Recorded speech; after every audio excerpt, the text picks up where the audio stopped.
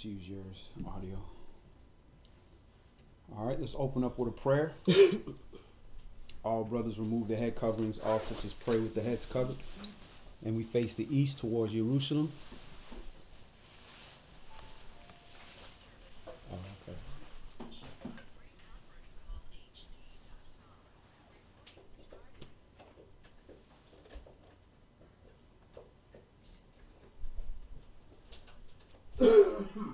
All right, Brother West, can you open us up with prayer, please?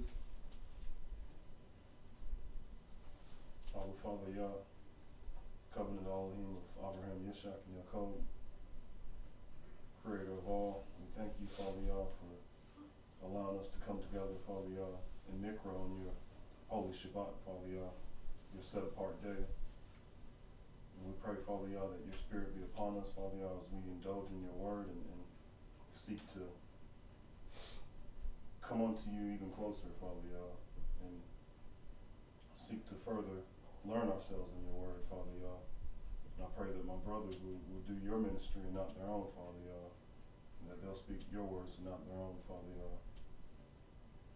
And in Yashra'al HaMashiach's holy mighty name we pray. Amen. Amen.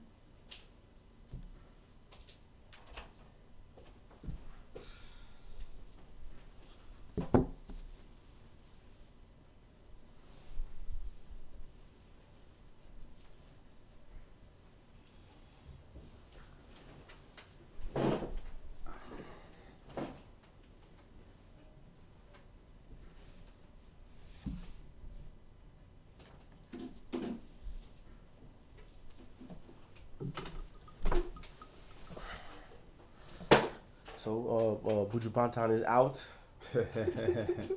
Finally. His next song needs to be Practice What You Preach. You know what I mean? You make a song detailing exactly how to stay out of trouble. What you think the people that want people to get in trouble gonna do? They're gonna come, they're gonna test you.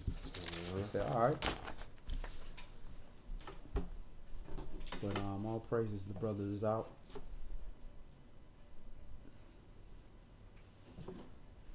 And Shabbat Shalom, Mattiyahu. Good to see you. Shabbat Shalom, Marshall. Good to see you, brother, and to your Ishai as well. Shabbat Shalom, Gishi Cole. Good to see y'all, family. And a big Shabbat Shalom to the Kings in IGA. Good to see y'all, and definitely give Rebirth of a Nation a special Shabbat Shalom from us when you go later, Yah's will, this afternoon. Been definitely wanting to get up with those brothers, Brother Morris and Brother Joshua. They have a very good, meaningful, spirit-filled ministry, and we at Israelites Gathering, we give all the props and credits to the Most High and all the servants whom the Most High is using. So if you haven't had a chance, definitely check them brothers out. A lot of good ministries out here right now. When we first started, there was really a small handful that we felt were operating in the spirit, but we're seeing now it's growing immensely, and even some of the ones that may have had a certain spirit when they started are starting to open up a little bit more to brotherhood. So all praises for that. And Shabbat Shalom, Ariel Smith, good to see you. And as always, Shabbat Shalom, sis. Sister Tanya, good to see y'all. All right, so my name is Yadon Yashra'al, my brother Yonatan Yashra'al. Shabbat Shalom. Shabbat Shalom, Ak, in the royal attire. Know what I mean? That's that Israel wear, ain't it? When you went to the land? This is a garment that I acquired while I was in the land. This is Matzila's mother. She's pretty prominent in the community. I bought it right before they had their New World Passover, where they commemorate, leaving the United States and settling in Israel. So it's been about 50 years now. But now this whole 2019 thing is coming with a whole another energy. But I must say your garment is fresh too, Aki. That joint is fly. I need to make sure where you that's the same brothers. You got this from Sobe? Same brother, yeah. Kingdom of Yah, they're right next door. A special shout out to Brother Yakez Kiel. He went and got some garments and looked out for his brother. Were you there? No, I wasn't. Okay. Yeah, he got it for you. Yeah, he was was politicizing to get Yeah. me to do some fringes for him. So he Yeah. said, all right, if I get him the shirt, ain't no way he not going to be able to do There we my go. fringes. But I'm just playing now. The brother shows mad love. You know, Shabbat Shalom, the brother Shabbat Yashra'al. Shalom. He'll be on his way shortly as well. The guy that has a store next to the restaurant, that's brother Yashra'al. He's an elder. Mm-hmm. Two of his sons live in. They live in where they live? Yaziz and his brother. So in South Africa. Nah, they live in Zimbabwe. Okay. They live Yeah. in Zimbabwe right now. So they've met with Mugabe before. They spoke with him. You know, been given positions. They have a juicing company out there. They just blend juices because they went out there, fell on hard times, and you know didn't know the land well, and they was like, man, I need energy though. So they started Right. blending together fruit juices, and then. You know, as he was explaining African culture, one brother was like, "Why you make one? You don't make none for me. Give me some, bro. I can taste it." So he let him taste it. They liked it, so he started charging them. Before you know it, they grew into a business. All praises, man. We are taught this system of things that we have to go work for them, that we have to go, get a college degree and go work for them. And I have my degree since 2003, but I find myself not wanting to go work to the places because then I have to assimilate. I got to cut my crown off to go, get a job that's going to pay me to the level of my degree. And I said, no, I didn't want that unhappiness, So I would rather go create my own business, do my own things, work 4 different businesses, making less money in each business, but accumulate around the same amount of money rather than to have to go corporatize. Now, if that's your route, hey, nothing against you. But certain type of people have a certain mind frame, and I don't appreciate the way some of these corporations treat our people with maybe less education or less experience, and we don't have to take part of that. I kept going from business to business. I mean, you see my resume, rising all the way up to the top, then just for the company to sell. Sell to somebody else, the owner gets rich and he moves on, and then I'm stuck again. And then once I come in here, they don't want to pay me what I'm worth. They want me to prove that I did everything I did at every previous job. Whereas when they go to get the jobs, they say, oh, you did that? All right, well, I'm going to start you right where you left off. And I just started seeing, and the Most High was telling me, listen, stop. I didn't put you, this is not what I want for you. Because this happened every single time, back to back to back to back. And I finally got the message, listen, this is not what I want for you. Go do your thing. And the thing that he wanted me to do turned out to be work for him. Work for a business that has to do with him. So all praises on that. Father's business. Yes, sir. Don't you know I'm about my father's business? Hallelujah.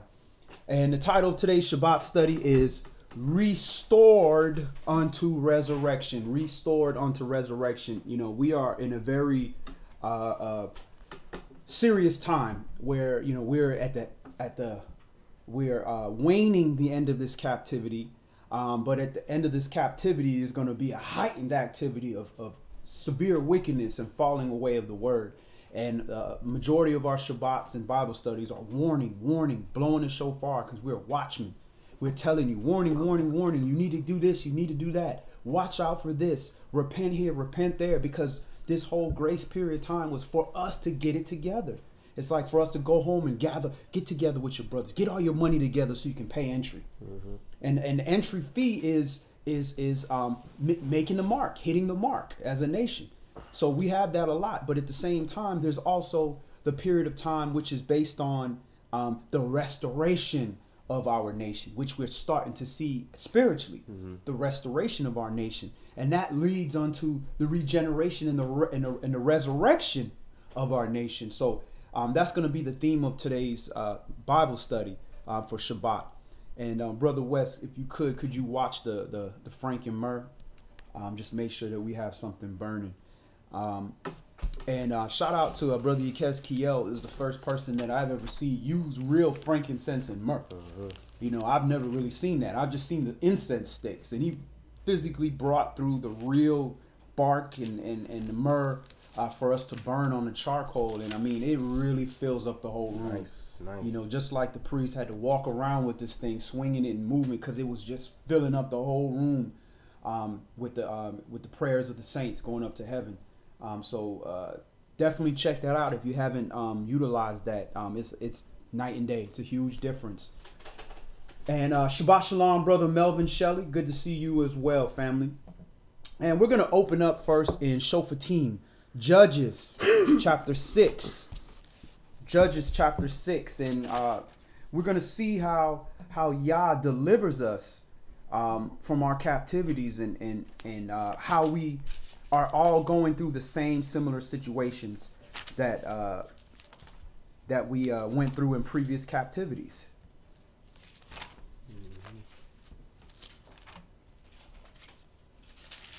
So we're going to Judges, Shoftim, chapter 6.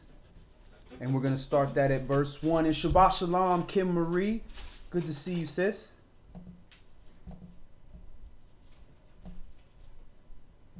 Judges, Shoftim, chapter 6 and verse 1.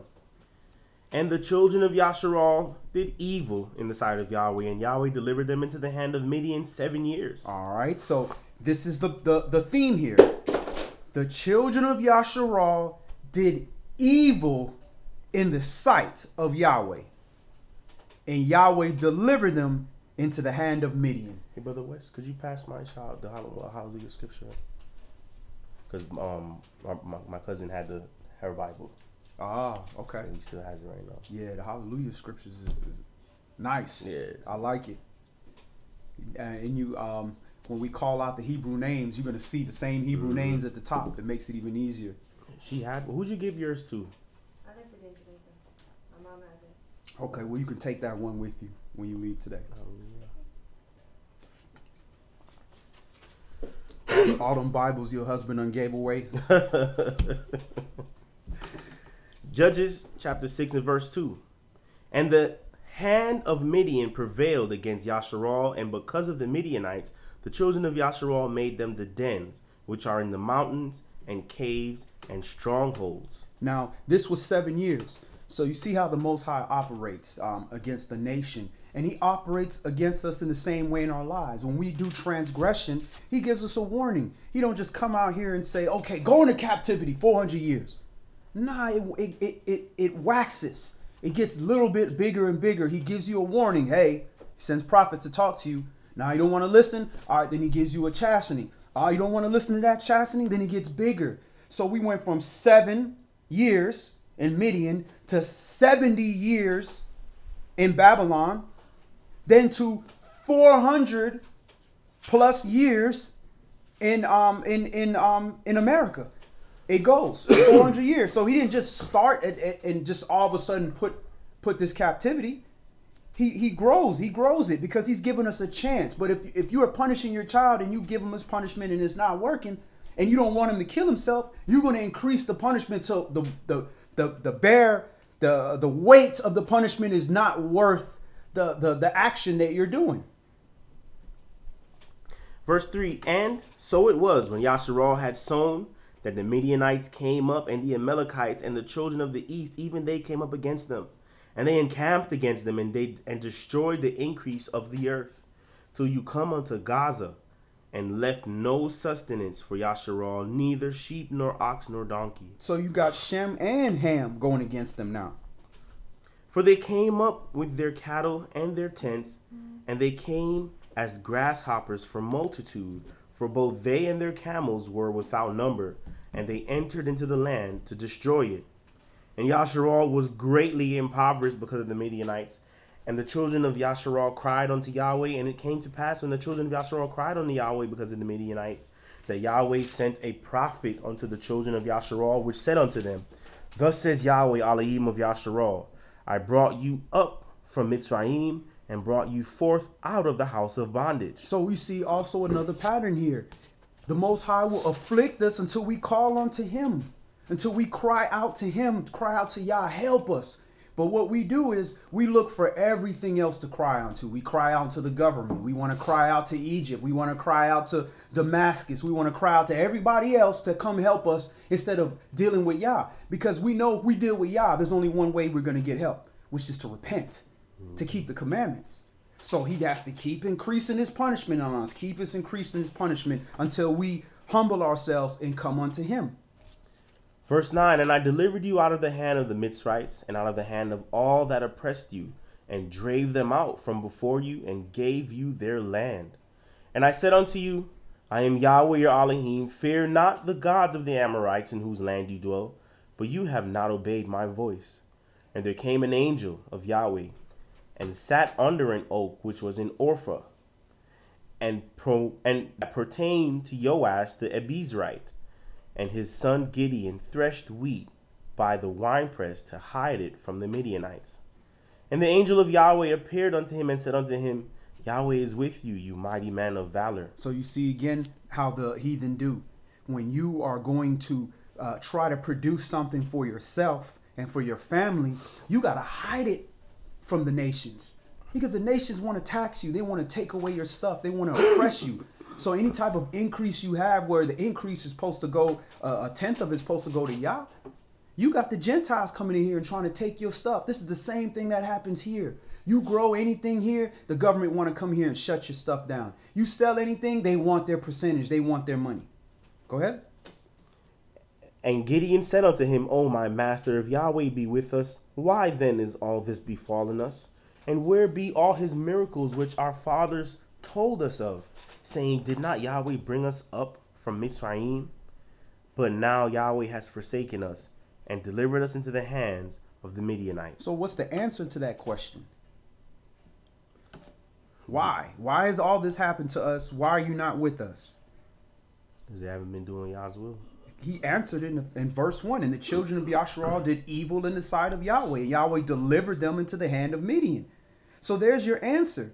We always like to play innocent. It's like we punch somebody in the face and then they beat us up. And we be like, well, why you did this to me? You just punched the man in his face. Or you just stole from him. Or you try to touch up on his Isha, something. But then you want to play innocent like, well, why is this happening to me? You did evil in the sight of Yah. So when these things happen to us in our lives, instead of just saying, well, why? Let's look at our actions. Let's look at what we have done in the past and in the present and what we're supposed to be doing in the future and do an inventory. Okay, am I being just? Am I being righteous? No? Okay, well, then there's my answer. Yeah, there's multiple reasons, but okay, let me make sure that this is not the reason. So let me start knocking these things out in my life and let me start increasing my works and my good deeds in my life. And make sure that's not the reason why this is happening. And once you've knocked all those things out, and then you can say, well, yeah, I don't understand. And then likely then you'll get an answer. Verse 14, and Yahweh looked upon him and said, go in this your might, and you shall save Yashra'al from the hand of the Midianites. Have not I sent you? And he said unto him, O Yahweh, wherewith shall I save Yashra'al? Behold, my family is poor in Manasseh, and I am the least in my father's house. Isn't that who Yahweh always liked to use? He liked to use the least esteemed, the youngest of the sons, Dawid. He likes to use the baby, Yosef, the younger one. He likes to always take the one that he's going to get more glory, because then people say, wow, Yahweh is mighty. Look what he did with these people here. And Yahweh said unto him, surely I will be with you, and you shall smite the Midianites as one man. And he said unto him, if now I have found grace in your sight, then show me a sign that you talk with me. And that's what Israel likes to do. Israel requires a sign. So this is the beginning. This is our infancy as a nation. So of course he's going to be, request a little bit more from the Most High. And of course the Most High going to be a little bit more patient because this is our infancy. But these individuals weren't sitting around reading chapters and chapters and chapters of books about how Yahweh is. They're hearing about Yahweh. They didn't have scriptures. All these people didn't have, the money to buy papyrus and all types of things and pay a scribe to sit here and physically write or etch into stone. So of course it's going to be a little different. What that brings to mind is the fact that people had to rely on discerning right from wrong, thinking about their neighbors when they do certain things, and it made it easier.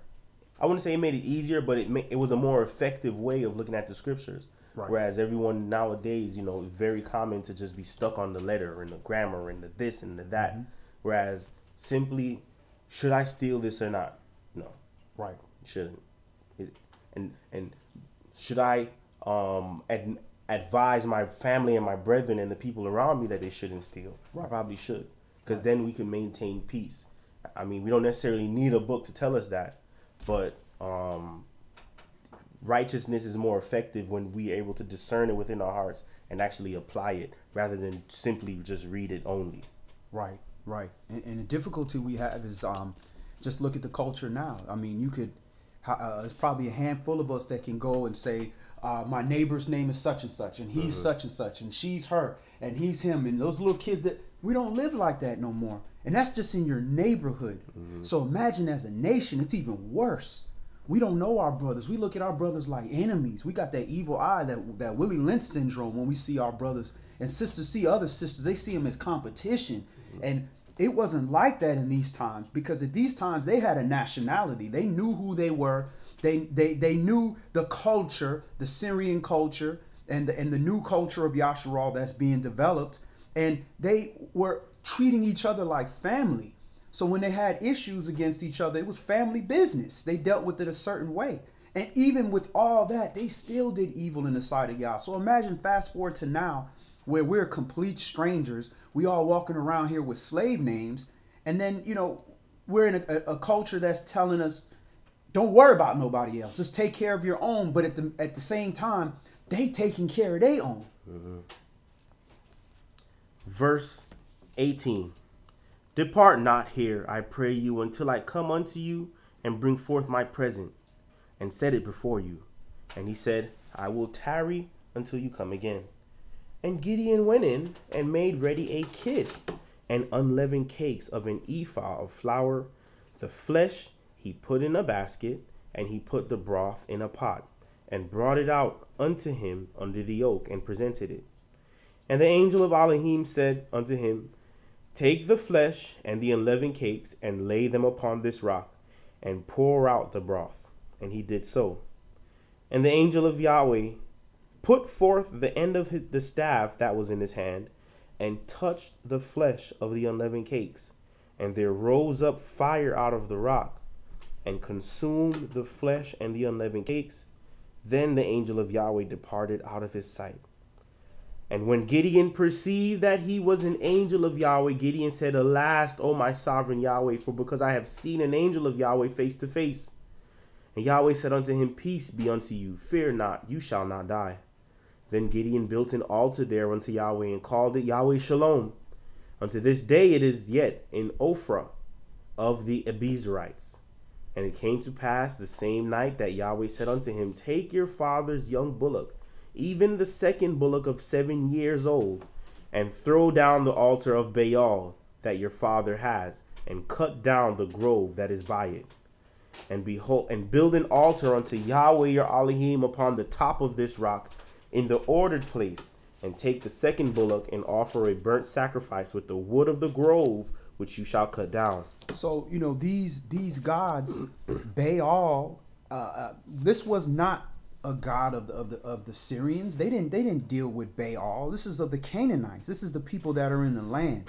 And they're taking these gods into their lives for like political reasons and for financial reasons, and to receive favor in the land because of the people that are controlling the land.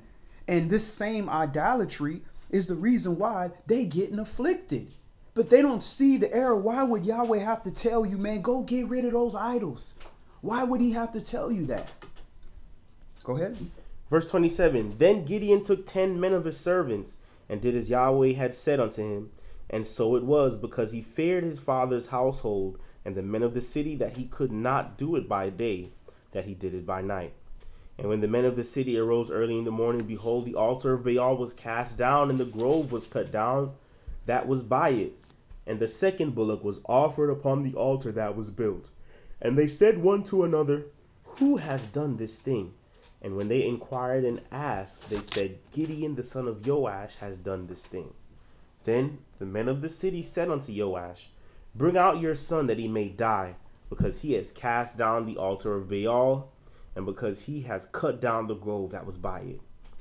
And Joash said unto all that stood against him, Will you plead for Baal? Will you save him? He that will plead for him, let him be put to death, while it is yet morning. If he be a god, let him plead for himself, because one has cast down his altar. Therefore on that day he called him Yerubbaal, saying, let Baal plead against him, because he has thrown down his altar. Then all the Midianites and the Amalekites and the children of the east were gathered together, and went over and pitched in the valley of Yashra'al. But the Spirit of Yahweh came upon Gideon, and he blew a trumpet, and Abiezer was gathered after him. And he sent messengers throughout all Manasseh, who also was gathered after him.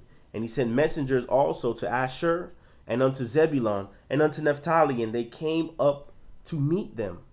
And Gideon said unto Elohim, if you will save Yashra'al by my hand, as you have said, behold, I will put a fleece of wool on the floor, and if the dew be on the fleece only, and it be dry upon the earth, beside then shall I know that you will save Yashra'al by my hand, as you have said. And that's what we do. It shows a lack of faith, a lack of belief. You know, we already know that's there by the fact that there's idols. The fact that there's idols there shows you there's a lack of belief, because if you believed in Yah, you wouldn't have them idols around, because you know this is going to get Yah upset and he's going to come against you. But we always feel that we have to have some kind of sign that Yah's going to fulfill what he says he's going to fulfill. We don't need those signs. All we need is the instruction. Do this and do that, and go do it, and have the faith that he's going to deliver what he said he's going to deliver. We don't question carnal situations when we get an immediate payment, but spiritually he has to constantly remind us, don't you remember I'm the one that freed you out of Egypt? I'm the one that came and did this and did that, and then I'm sending angels to you and you still want to question me? But again, this is the infancy of Israel. This is the infancy of Yashra'al. So they're going to get a little bit more leeway. This late in the game, in the end of the 6th day, nah. He's not finna give us all that leeway. You finna believe or die. Hallelujah. Verse 838. And it was so, for he rose up early on the morrow, and thrust the fleece together, and wring the dew out of the fleece, a bowl full of water. And Gideon said unto Elohim, let not your anger be hot against me, and I will speak but this once. Let me prove, I pray you, but this once with the fleece. Let it now be dry only upon the fleece, and upon all the ground let there be dew. And Elohim did so that night, for it was dry upon the fleece only, and there was dew on all the ground. Then it's going to go to Judges chapter 7. Then Yerubbaal, who was Gideon, and all the people that were with him rose up early and pitched beside the well of Harod, so that the host of the Midianites were on the north side of them, by the hill of Moreh in the valley. And Yahweh said unto Gideon, the people that are with you are too many for me to give the Midianites into their hands, lest Yashra'al vaunt themselves against me, saying, my own hand has saved me.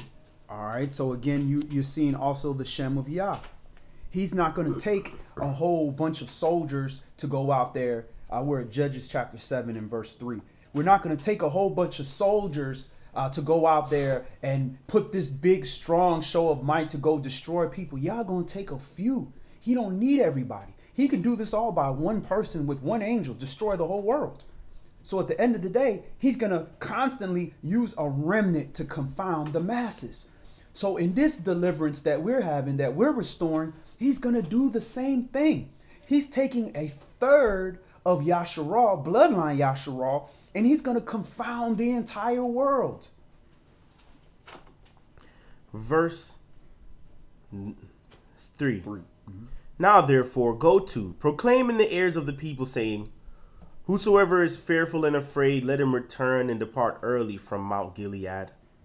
And there returned the people 22,000, and there remained 10,000.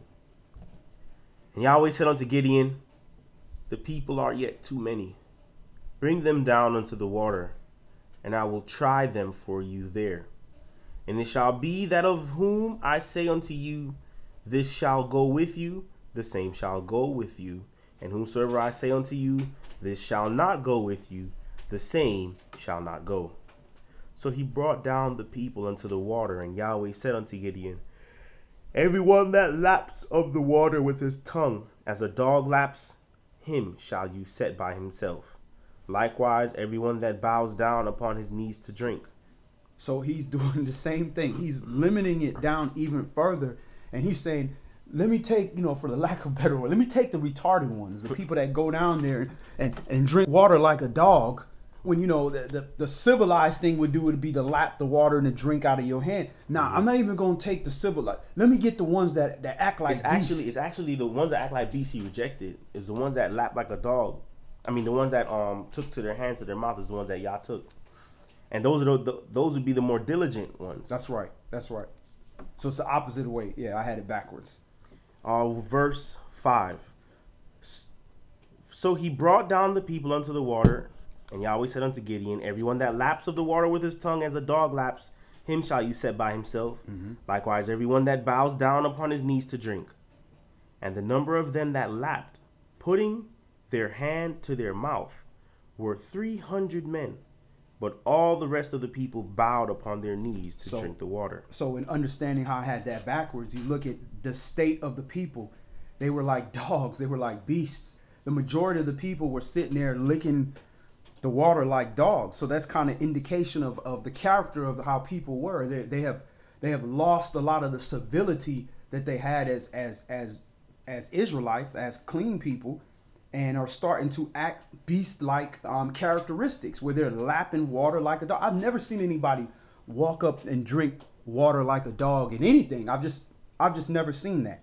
But when you're creating idols and doing all kind of wickedness and tying yourself to all these different spirits, you're going to pick up a lot of those characteristics. Verse 7. And Yahweh said unto Gideon, by the 300 men that lapped will I save you, and deliver the Midianites into your hand, and let all the other people go every man unto his place. So the people took victuals in their hand, and their trumpets, and he set all the rest of Yashra'al every man unto his tent, and retained those 300 men, and the host of Midian was beneath him in the valley. And it came to pass the same night that Yahweh said unto him, arise, get you down unto the host, for I have delivered it into your hand. The outcome was already established. Pretty much. Yeah, I was like, it's in your hand. You won already. Verse 10, but if you fear to go down, go you with Phurah, your servant, down to the host. And that's what we have to understand when Yah gives us a commandment to walk a certain way. It's already done. We trying to catch up. So we're proving to ourselves that we have faith in Yah. It's not proving whether Yah can accomplish a certain matter. I mean, he created everything. So the fact that it just shows how darkened our eyes are when we feel like, can Yah do this? And then that's just one level. Then the next level is, well, would Yah do that for me? If he's telling you to do something, it doesn't matter whether he would do it for you or not. Because you're better putting your fear, like Joanna said, I'd rather put my life in the hands of Yah than my life in the hands of man. I feel led to share this. Earlier in the week, me and my Yashra'al were in prayer, and a meditation came to me about the abilities of Yah. And even to think about the abilities of Yah, you limit him. But there's our thoughts about what deliverance is gonna look like. Our thoughts about what the glory of Yah is like, all the good things he does in the earth. So when we think of the best thing we could do, we're thinking, we'll go and, not to say that it's a small matter, it's a big matter, feeding the poor. We'll feed the poor and, bring in blankets. And those are wonderful things. But the problem is that's where our thinking stops. And I said that to myself, like, I can't think of nothing better to do. Not knowing that Yah is looking at deliverances of nations, deliverances of whole governments, deliverances of people, changes in whole economy. Like we think on such a, the ceiling on our thought process is low. And I started realizing that the best thing we could do is just make ourselves available, because Yah's thoughts and Yah's plan is so much bigger than ours. The best thing we think is still like, it barely touches the minimum thoughts. It's like the foolishness of Yah is still greater than the wisest of men. Con. You know, Absolutely. so the best thing we could do in order so that we could fulfill the greatness that Yah has planned, especially in this season, is to just make yourselves available. Empty our minds of the thoughts of how great the greatest thing we could do. Just empty it and be like, Yah, your way is better than the best thing I could think. And I think I make my thinking greater by abandoning my Emptying thoughts it, right. and allowing you to take precedence. Absolutely. That's what I always tell, servants, just show up. Mm-hmm. Just be available. And again, when we do all those things that, the feeding the poor, that just makes yourself an unprofitable servant. You're supposed to do that. So you shouldn't have to put your mind to think, this is the greatest thing. No, you're supposed to just do it. You're supposed to be out here just feeding the poor like this is part of your normal regimen. You just do it, just like, and feeding the poor, that's just one aspect. It's also when you have a sister that's in need, that's homeless, or you got a brother that needs a ride, that's you shouldn't have to put your mind and think, well, how can I help somebody? Let me do this. No, you should just naturally make yourself available. It's cold outside. They need covers. Here, I'm walking. I know I'm going downtown. There's homeless people. Let me make sure I got small bills, or let me make sure I got change, or let me make sure I got cash. And you just do it. And that's just the bottom. That's par. That's the baseline. And you're doing that in addition to your works. That's not your works. That's the commandment. Keeping the commandments just makes you an unprofitable servant. You have to go above and beyond. But we're so subpar that we patting ourselves on the back because we keeping commandments, when at the end of the day, you're supposed to leave the outside of your farm. You're supposed to leave that so that the poor could glean. We don't have farmland now. Most of us don't even own property. So now you got to make sure, okay, you leave the outside, the 10th of your money available, that off rip. I'm not even counting that to what I got to pay for bills and this. I know that this is available to anybody, with my people first and then everybody else afterwards. But you're absolutely right. We got to open up our minds to the possibilities, because we make a lot of decisions based on what can I do? Well, I'm just a young man. I'm just a young child. How am I going to go here and talk to these elders? Now, look here. You go there, you do what you need to do, and don't you fear their faces. Don't worry about what you think you can do. Just make yourself available, and y'all gonna say, I'm gonna take this 29-year-old and I'm gonna bring him over there and I'm gonna confound all the elders with this guy. You're not even 50. Your beard don't even connect. Listen here. But I'm a servant of Yah. I'm a vessel. If he decides to put it in me and he tells me I need to go up there and do it, I'm gonna do it. Hallelujah. Verse 11. And you shall hear what they say, and afterward shall your hands be strengthened to go down unto the host. Then went he down with Phurah, his servant, unto the outside of the armed men that were in the host. The more I read the scriptures, the more I realize that Yah is about his the theatrics of the story, because he knew Gideon was afraid, and now he's not. He's okay with Gideon stretching out the storyline a little bit. Like, you're scared. All right, do me a favor. Take Phurah with you, right? Go down to the outskirts of the camp, and you're gonna hear these people how scared they are of you. And it's like Yah was in no rush really to bring that to then they show up with 20,000, and Yah's like, that's too many. Winnow it down a little. Yah 300. If Yah was a person, and of course, I would never want to relegate Yah to my dim, dull, wretched thoughts, but just to basically try to wrap it up, like, I could see him with the robe and jewelry just decked out, like, I'm not in a rush, like how we'll look at OGs, so to speak, but the way Yah moves, there's so much prestige and tact in it. I can see you talk to him, and after you're done speaking, there's about a 45-second delay of just him looking, knowing that he has like a million things to respond to you, and he just doesn't really say anything yet, looking for the most simple thing to tell our little minds so that they could understand. But I could see Yah in all his glory. Like, imagine, look at what he does. The foundations of the temple that we read in Revelations, the carbuncle, the Right. the sardonyx, the hyacinth, the pearl gates, and the whole thing is gold transparent glass, and it's like, what? Man, that's like nothing. Like, the best thing we could, and now I understand why the scripts say, keep your feet when you enter the house of Yah, and don't come with the excess speech, because a lot of times we don't even know all them words we saying. We don't know we're sinning, because it's like, what are you possibly going to tell the Almighty of all things? Already in here. You already know what you're about to say. If you're going to give him the praise, thank you. I petition on your behalf for such and such. Go do your job, Get up in the morning, you bow, you do your thing, you face the east. Go do your job, And you're the one that has to learn. You're the one that got to grow. You're not about to make y'all learn nothing or cause him to grow up. You the one that need to position yourself to be receiving. Right. So, yeah. I love how, like, the more I read the scripts, like, before this, I couldn't put the storylines together so good. But now I see, y'all not in no rush. Y'all are men. Y'all, these nations, they don't have nothing to do with me. I could just put my hand and brush y'all off the sides of the earth like it's nothing. So when these scuffles happen, it's like, you know what, Israel, y'all been wrong. I'm about to deliver you into the hand of the Midianites. And then when he does, it's just a little bit, they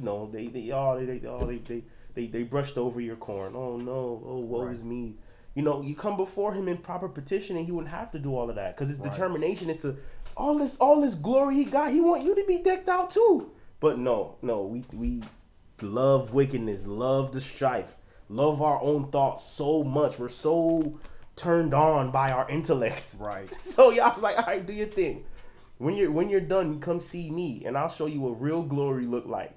It's just like your kids where they sit there and they make this little thing and they like, look, and it's like the stick guy. That's you. You like, that's me? Oh, wow, that's great, And you the math guy, so I want you to do this math. I saw somebody post this. 400 years is an hour of Yah's time. Do the math. So 1,000 years is one day. So 400 years would be like an hour of Yah's time. Well, if 1,000 years is a day, 400 is almost half. That's like that's too. 400 years is too much to be a day. It's like half a day. Okay, so it's like half a day. Yeah, look, 500 would be half the day. Okay, so do the math. So it's like half a day. So when he's saying 7 years, I sent you in a median. That's like when you tell a kid, go stand in that corner, and he's like, for 5 minutes, he's like, oh my goodness, been here forever. Because his concept of time is relative. He's only 5 years old, so 15 minutes feel like 30 years to him, because he has no concept of how long time is. So when Yah is putting us through things and he's saying this and that, we're like, oh, when is this gonna end? That's like like you said, 400 years, like half a day or something. That's nothing to him. But what I would say is that Yah is very keen about detail. Like, he knows all that we've been robbed of in those short 400. To him, he knows everything we've been robbed of. He's watched our families get reduced to nothing, just as the curses say. Right. And in the simple things that you're gonna plant and another person is gonna reap what you planted, he knows how that oppression can drive a human nuts. 40 years. It wasn't 400 years. 40 years. That's what it was. I don't know why I said 400. 40 years was like an hour, is what he was saying. It was like an hour in a day. So if you do 40 times 24, what is that? I could do the math. 24. It's 24. That's what? That's about 500. That should be right. All right. So you saying 1,000 years as a day? Yeah. Just, and there's 24 hours in a day, so you divide that 1,000 by 24, you get 41.6. So it's about 40 years is like basically like an hour. Yeah. So that's what he was saying. 40 years is like an hour. So I was thinking, because I turned 40, I was like, man, that's like an hour of Yah's time. So yeah, and one other thing you want to think about Yah as well. He has a direct timeline of exactly how everything is going to be. So he can sit back. Listen, it don't matter. I got angels that's going to, produce the cause. Yo, bro, that's crazy, because in Revelations it says such and such is going to persecute you 10 days. And 10 times 40. It's 400 years. And 10 times 41, 410 something. That's 42 and a half months. I mean, there's a lot of ways you can look at it. So getting persecuted on 10 days By the Amorites, right? You know what they're talking about? But in Revelations, it was talking to a specific church. I think it was the Laodiceans or one of the two who was like, such and such is going to persecute you 10 days. And with that math you just gave, 10 times, because in actuality, 1,000 divided by 24 is 41.666. So that's 41 and 2/3. Right. So that's something else. I'll do the 2/3 and how that works out later. So you see how it just whoa. Yeah, it's unfolding. It's like 410 years. Yeah, it's unfolding, definitely. So that's that kind of makes sense because. All right, I'll save my opinions for Tuesday. You know, we'll save the opinions for after because I want to make sure it's verified things I'm saying as far as the teaching. Most definitely. But most my definitely. philosophy is concerned, we'll talk about after. Right. Yeah, because it's the Shabbat. Yeah, but interesting. We're at verse 12. Verse 12. And the Midianites and the Amalekites and the children of the east lay along in the valley like grasshoppers from multitude, and their camels were without number as the sand by the seaside for the multitude. And when Gideon was come, behold, there was a man that told a dream unto his fellow, and said, Behold, I dreamed a dream. And lo, a cake of barley bread tumbled into the host of Midian, and came unto a tent, and smote it, that it fell, and overturned it, that the tent lay along. What's crazy is I just had a dream like that. I told the brother the other day that I was grabbing some bread, and there were rolls, and I touched it, and it was soft. So I grabbed me one, and then I was with my brother, so I said, you know what, let me get one for the brother as well.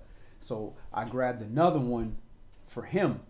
Well, actually, I gave him mine and grabbed another one, and it was soft, and I took that one for me, and as I took it, a regular flat piece of bread fell on the floor, and I picked it up, and I took it with me, and then I threw it outside in the trash. And then there's the whole thing about somebody dreaming the bread fell. You said a regular bread. Was the bread like the one in the bag that you picked up? It was different. It was completely different. They were rolls. They were like the square rolls. So I grabbed me one, and I said, you know, I didn't want to take no hard roll. So it was soft. So I grabbed it. Then I said, oh, let me get one for my brother. So I gave that one to it was brother Yashra'al in the dream. I gave it to him, and then I grabbed another soft one for me and took that and walked away. And I was walking away, a flat piece of bread fell on the floor. What was the description of the flat bread? It was just like a whole wheat flat piece of bread. It just fell. Like unleavened. No, not that. Like okay, a regular, but like loaf of bread slice, and it just fell on the ground. And I picked it up, and I was like, "Oh, I can't eat that." It fell on the ground, so I took it and threw it away in the trash when I was leaving. So that was interesting. I didn't really think nothing of it, but then now this guy here dreaming about bread falling to the ground. That's interesting. Pay attention to your dreams. That was that. Verse 14. And his fellow answered and said, This is nothing else save the sword of Gideon, the son of Joash, a man of Yashra'al, for into his hand has Elohim delivered Midian and all the host. And it was so, when Gideon heard the telling of the dream and the interpretation thereof, that he worshipped and returned into the host of Yashra'al and said, Arise, for Yahweh has delivered into your hand the host of Midian. And he divided the 300 men into 3 companies, and he put a trumpet in every man's hand with empty pitchers and lamps within the pitchers. And he said unto them, Look on me and do likewise. And behold, when I come to the outside of the camp, it shall be that as I do, so shall you do. When I blow the trumpet, I and all that are with me, then blow you the trumpets also on every side of all the camp, and say, The sword of Yahweh and of Gideon. So Gideon and the 100 men that were with him came unto the outside of the camp in the beginning of the middle watch, and they had but newly set the watch, and they blew the trumpets and brake the pitchers that were in their hands. Why did he feel it necessary to say the sword of Yahweh and of Gideon? Why couldn't it just been the sword of Yah? that just goes to show you the nature of us as men. You know, we got to put our name in there as you know, this is about me. When at the end of the day, man, this is about your nation. Why couldn't it have been the sword of Yahweh and the sword of Yashra'al? Well, what Gideon did was he was taking advantage of the situation, because the Midianites don't know Yah, but they know Gideon, and Yah put His glory upon Gideon. Mm-hmm. So He mentioned Yahweh, but He's like, don't fret, don't front. That fear you have, I'm here too. Mm-hmm. So knowing that they're carnal, like Yahweh, yeah, whatever, we don't even really believe. But Gideon, you know what I'm saying? So he hit both sides. He knew they were afraid of Gideon. Mm-hmm. He knew he heard the dream, and that's what pretty much gave him the encouragement. Mm-hmm. So he knew it. Yeah, he used it against them. And the fear of man is a snare. Calm. You know, so they feared him, and they heard Yahweh, and they heard Gideon. They said Yahweh is. So even if they had just a little understanding of how Yah works and folklore, to hear Yah's name, like, what? And Gideon, what? Oh yeah, Gideon, the lowest of the people. Yeah. I see what you're saying. And of Gideon. So Gideon and the 100 men that were with him came unto the outside of the camp in the beginning of the middle watch, and they had but newly set the watch, and they blew the trumpet and brake the pitchers that were in their hands. And the 3 companies blew the trumpets and brake the pitchers, and held the lamps in their left hands, and the trumpets in their right hands to blow withal. And they cried, the sword of Yahweh and of Gideon. And they stood every man in his place round about the camp, and all the host ran and cried and fled. And the 300 blew the trumpets, and Yahweh set every man's sword against his fellow, even throughout all the host. And the host fled to Beth-shittah in Zerath, and to the border of Abel-meholah unto Tabath. And the men of Yashra'al gathered themselves together out of Naphtali, and out of Asher, and out of all Manasseh, and pursued after the Midianites. And Gideon sent messengers throughout all Mount Ephraim, saying, come down against the Midianites, and take before them the waters unto Beth-barah and Jordan. Then all the men of Ephraim gathered themselves together, and took the waters unto Beth-barah and Jordan. And they took 2 princes of the Midianites, Oreb and Zeb, and they slew Oreb upon the rock. Oreb and Zeb they slew at the winepress of Zeb, and pursued Midian, and brought the heads of Oreb and Zeb to Gideon on the other side of Jordan. So these are some pretty graphic fights and times.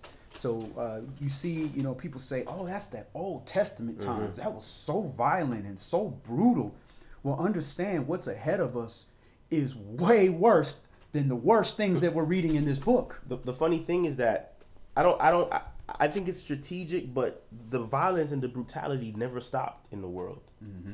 They're at war now. They've been at war before now. They've had civil wars. They've had revolutions. The violence and the brutality never stopped. It's just that we were soothsayed by the way the church presented things to make it seem like, oh yeah, we're in peaceable times. You know, quell the people, placate them. You know, let them know Jesus died for their sins, and you know, there's nothing gonna come befall them. So if you never went to war, you never seen war, and you know, you watch your TV and you're lulled to sleep by the passages that don't require you to do of the law, you're fine. You know, you think everything is okay, but the war and the brutality has never stopped.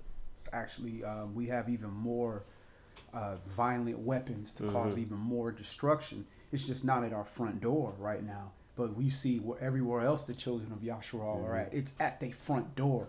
You look at what's going on in Biafra right now with Nigeria and the Igbos and the Igbos and the Hebrews that are over there now. They're getting slaughtered right there at the front door, and the whole world is being quiet about it. You know, so our people, and there's Judah there. You know, we're the 4 corners of the earth. So it just hasn't come to our front door yet. But when it does, just keep in mind that whatever violence that we're looking at and we're reading here, it says it's going to be even a worse time where the hearts of many wax cold. That means even the natural love that you might have for one another, even that's going to wax cold unless you're going to be those that are going to be of the Spirit. You know, Aki, the funny thing about that is that that's our gift right now.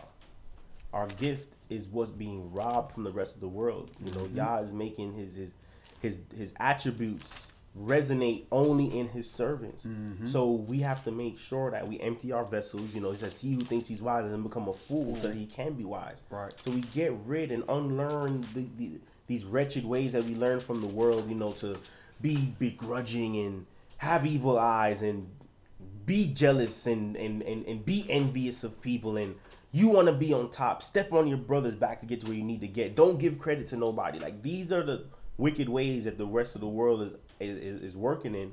But the way Yah would have us operate is in the love for one another, care for one another, tender bowels of mercies, as Paul had put it in the scriptures. And if we learn how to nurture those attributes within ourselves, the people are going to be drawn onto it. Because he said, Yeshua said, they'll know you're my disciples by the love you have one for another. So if we learn how to nurture and bolster those attributes within ourselves, we're going to find ourselves being shepherds over many. And we're going to find ourselves giving sight unto those who were once blinded by the wickedness that's going on in the world, having eyes inflamed with materialism and inflamed with unrighteousness, where now we can put the salve on their eyes and anoint the eyes with the true oil of the soul. Con. Let's go to Jeremiah chapter 31. Jeremiah chapter 31. Brother West, can you do me a favor? Can you cut the fan off and just hit the switch and check on the incense, please? Todah Rabbah. Jeremiah chapter 31.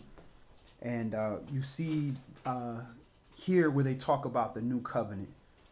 And we want to understand what that new covenant is. And we're going to actually look at a little bit in Matthew on that as well. And you see this word for word. You know, people say that, you know, the New Testament is just so plagiarized, or they say that it's just false, this, that, and the other. But what were they talking about? I mean, they're just literally talking about the same things that we're reading in history. They're just regurgitating the same information. And the Lamadim, the disciples that are walking with the Mashiach, are receiving more instruction of how this thing is going to be fulfilled, because that was the generation that, you know, was going to be, you know, restoring the kingdom. Yeah. And Shabbat Shalom, Elder Zahar. Good to see you, family. Jeremiah chapter 31 and verse 1. At the same time, says Yahweh, will I be the Elohim of all the families of Yashra'al, and they shall be my people. Thus says Yahweh, the people which were left of the sword found grace in the wilderness, even Yashra'al, when I went to cause him to rest. Yahweh has appeared of old unto me, saying, Yea, I have loved you with an everlasting love. Therefore, with loving kindness have I drawn you. Again I will build you, and you will be built, O virgin of Yashra'al. You shall again be adorned with your tabrets, and shall go forth in the dances of them that make merry. All right, so this is very symbolic. When it's talking about virgin, this is Bethula, which is literally a woman who has not lost her virginity. And it's not just talking about, you know, a physical virgin woman. It's talking about us as a nation before we have been taken. Again, once we have been married unto Yah, we were no longer virgins as a nation. We had a husband. We knew Yah.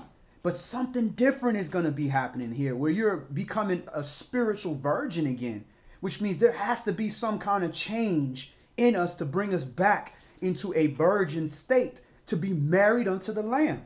So this is prophecy. A lot of this has not happened yet.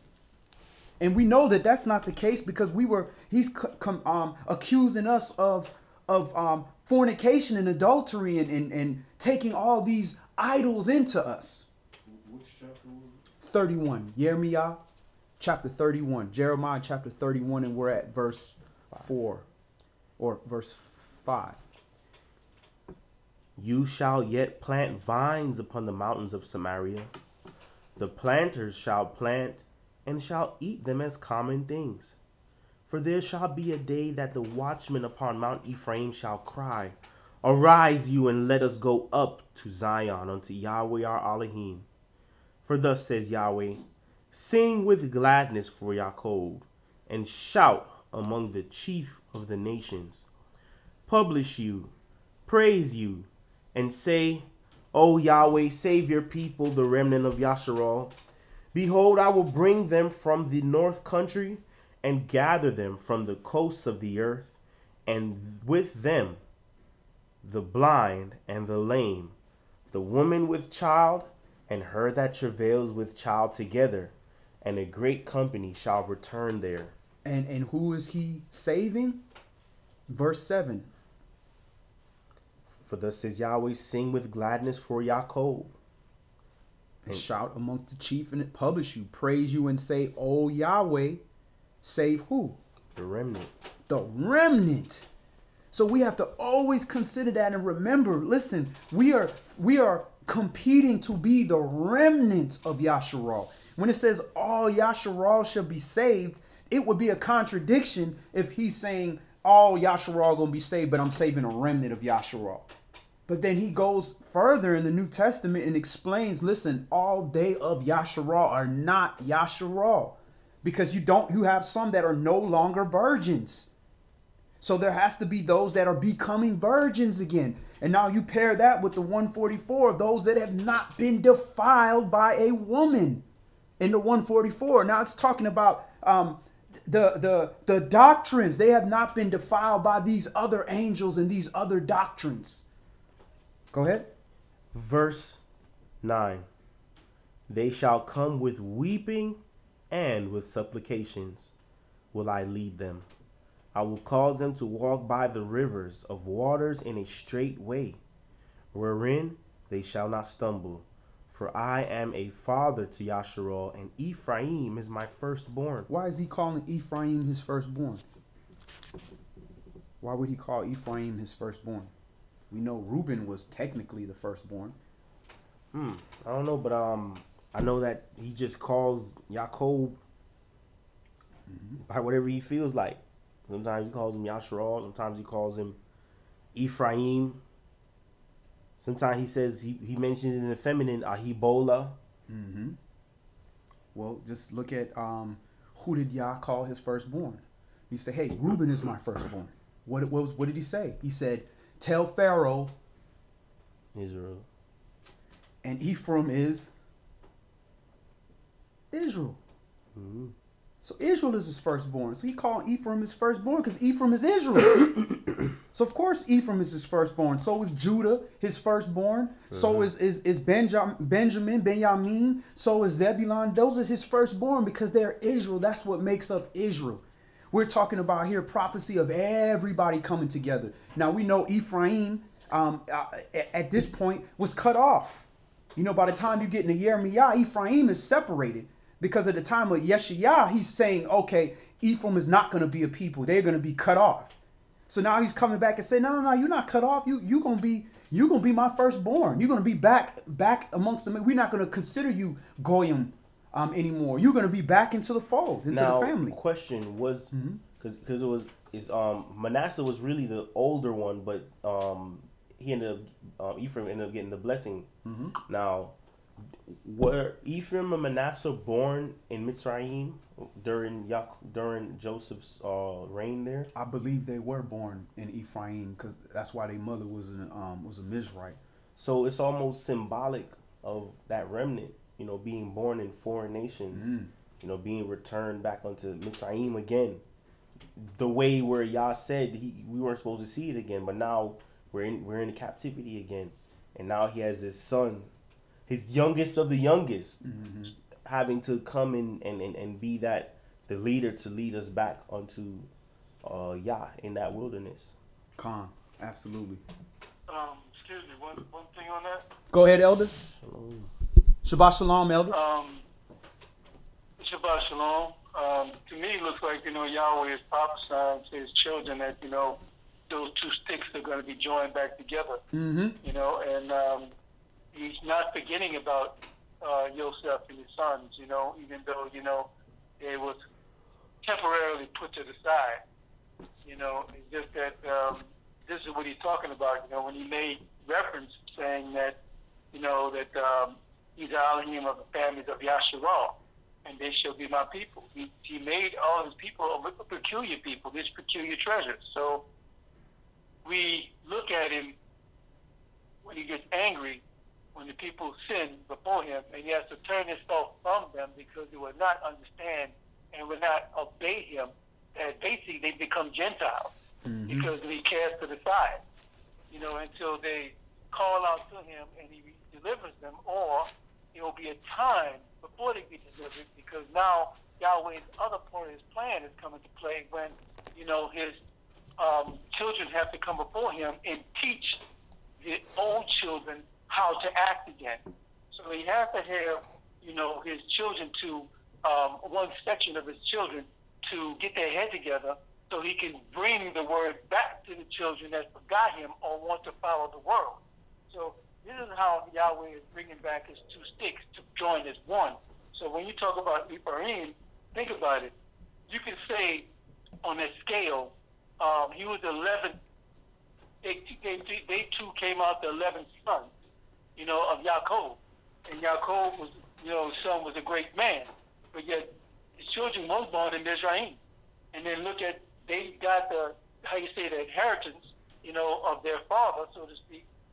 You know, but they're not going to be left alone.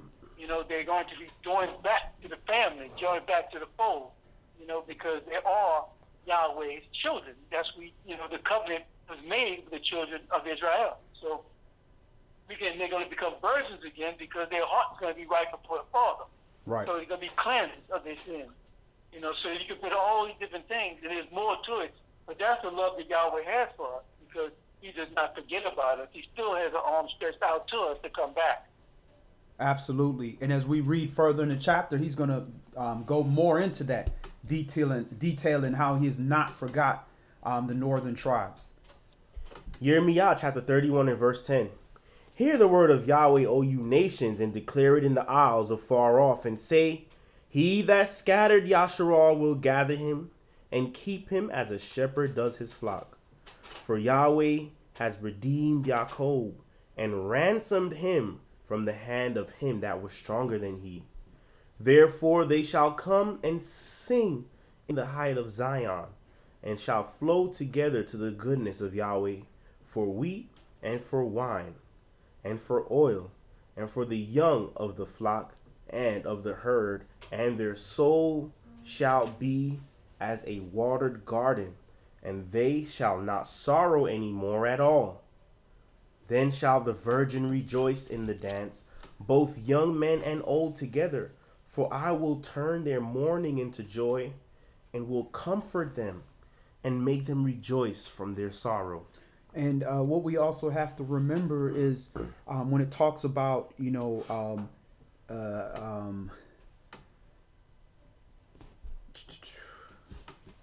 it talks about verse 9, they shall come with weeping and with supplications, and will I lead them, and I will cause them to walk by the rivers of the waters. In verse 9, it's also letting you know that, listen, man, this is not going to be an easy walk. You know, if you're thinking that you're just going to come in here repenting, you're going to be on easy street, you're going to be hurt worse than everybody else.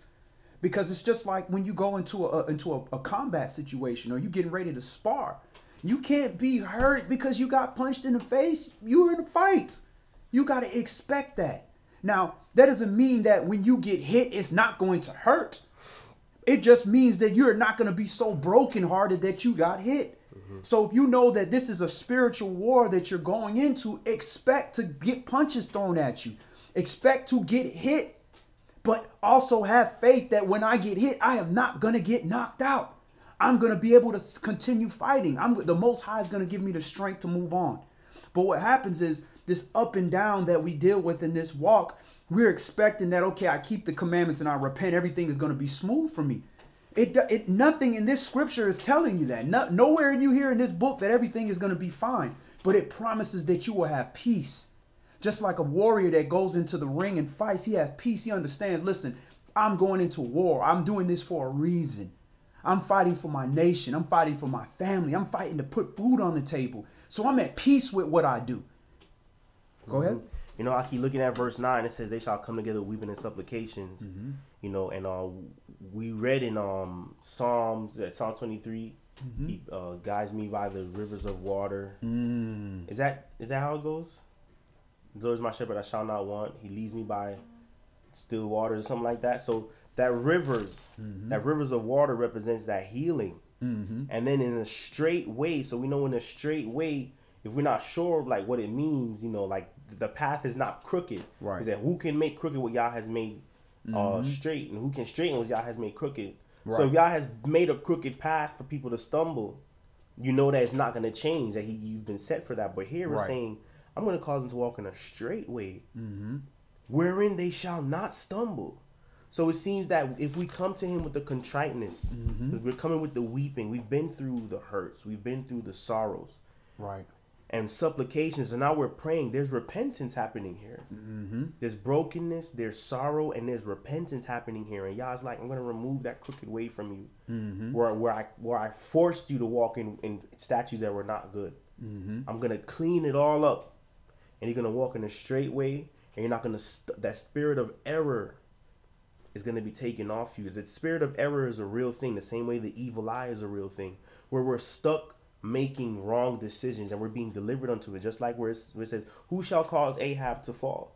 Right. It says, I will. There's a spirit that comes upon us that we cannot restrain once it's been delivered unto us. Just like it says, no man has the power to retain the spirit, just like they have no power to keep living in the day of death. So if you've been given over to a certain spirit, and it says no man shall, even later on in that verse says, no man shall deliver himself from the wickedness once it's been appointed to him. So if Yah has put that spirit of error upon you, it becomes evident by the fruits that are produced.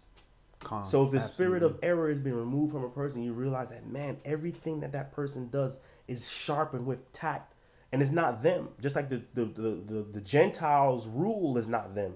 All the stuff that they do and they execute to perfection is just like, man, how are we going to win this battle? And we realize, like, you know what? Yah's the one that empowered them to do that. So when this Ruach is on people to and they're able to listen to the things that the Ruach says unto them, they lead them in a straight way wherein there's no stumbling in it. But when you've been delivered unto the spirit of errors, even your best thought is going to end up in wrong. Absolutely. Whereas someone might have a thought that's part of their foolishness, but Yah's like, no, I'm not even going to allow you to stumble based on that. This is a straight way. Even if you fail, you're not going to be broken. Grace. Yeah, exactly. You get up and continue walking again. Absolutely, and that's the endurance of that. You're going to have to endure through that all the way through. Once you do get delivered from that type of mind frame where you're not falling in those same things, because it says a righteous man falls 7 times. But surely he's not falling in that same hole 7 times. And you get to a point where, okay, you have shown yourself approved. Now he can bring you into that wilderness and he can shield you from the adversary, the devil. Because even when you're walking in that straight, narrow path, that's who the adversary, the devil, is trying to attack. He's trying to cause destruction and things in your life. Just like when Kepha was walking on water, he was walking on a straight path because he was walking straight to the Mashiach. But then here comes the things that you're going to take your mind off of something because you have to address what's going on. Then you start sinking. And this is something that you just, it's almost impossible to avoid. But when you get to that place where, okay, well, I've endured through all this. I didn't fall to these things. Yeah, I might have stumbled, but I didn't fall. Now I can bring you into the secret place where the adversary, the devil, can't get to you. Where now you can just continue walking in those things in that straight and that plain path that I've set before you. And be led into the land. And hallelujah, when we get to that point. And then furthermore, once you get into that land, now you have 1,000 years like that. Versus just 3.5 years where he's just got to shield you from the adversary, because the adversary is a worthy opponent. He's wiser than we are in certain regards. So I have to hide you from him because you can't withstand that. Because if we could withstand that, the Most High would be like, go ahead, don't worry about it. But he's going to actually have to hide us from him. Hallelujah. Yirmiyah chapter 31 and verse 12. And Shabbat Shalom, Sister Marshall. Therefore, they shall come and sing in the height of Zion, and shall flow together to the goodness of Yahweh for What wheat verse are and we for at? wine. Verse 12. Okay. For wheat and for wine and for oil, and for the young of the flock and of the herd, and their soul shall be as a watered garden, and they shall not sorrow any more at all. Then shall the virgin rejoice and dance, both young men and old together, for I will turn their mourning into joy, and I will comfort them and make them rejoice from their sorrow. And I will satiate the soul of the priests with fatness, and my people shall be satisfied with my goodness, says Yahweh. Thus says Yahweh, a voice was heard in Ramah, lamentation and bitter weeping. Rachel, weeping for her children, refused to be comforted for her children because they were not. Thus says Yahweh, refrain your voice from weeping and your eyes from tears, for your work shall be rewarded, says Yahweh, and they shall come again from the land of the enemy. And there is hope in your end, says Yahweh, that your children shall come again to their own border. So that's prophecy. They haven't been removed yet, but they're getting ready to be removed into Babylon. And now he's giving you the prophecy that, listen, we're going to be restored. We are coming back. And this is why they were saying to Yahshua, are you here to restore the kingdom? Mm-hmm. Go ahead. Verse 17, and there is hope in your end, says Yahweh, that your children shall come again to their own border. For I have surely heard Ephraim bemoaning himself thus. You have chastised me, and I was chastised. As a bullock unaccustomed to the yoke, turn you me, and I shall be turned, for you are Yahweh, my Elohim. Surely after that I was turned, I repented, and after that I was instructed. I smote upon my thigh, I was ashamed, yea, even confounded, because I did bear the reproach of my youth. Is Ephraim my dear son? Is he a pleasant child? For since I spoke against him, I do earnestly remember him still. Therefore my bowels are troubled for him. I will surely have mercy upon him, says Yahweh. And this is what Elder was talking about. Elder Mikael was talking about this. He didn't forget Ephraim. Yeah, even though he spoke against him, he didn't forget. It's just like when he puts somebody away, it wasn't supposed to be forever. It was supposed to be for a time period. Go ahead. Verse 21. Set you up waymarks, make you high heaps, set your heart toward the highway, even the way which you went. Turn again, O Virgin of Yashra'al, turn again to these your cities. How long will you go about, O backsliding daughter?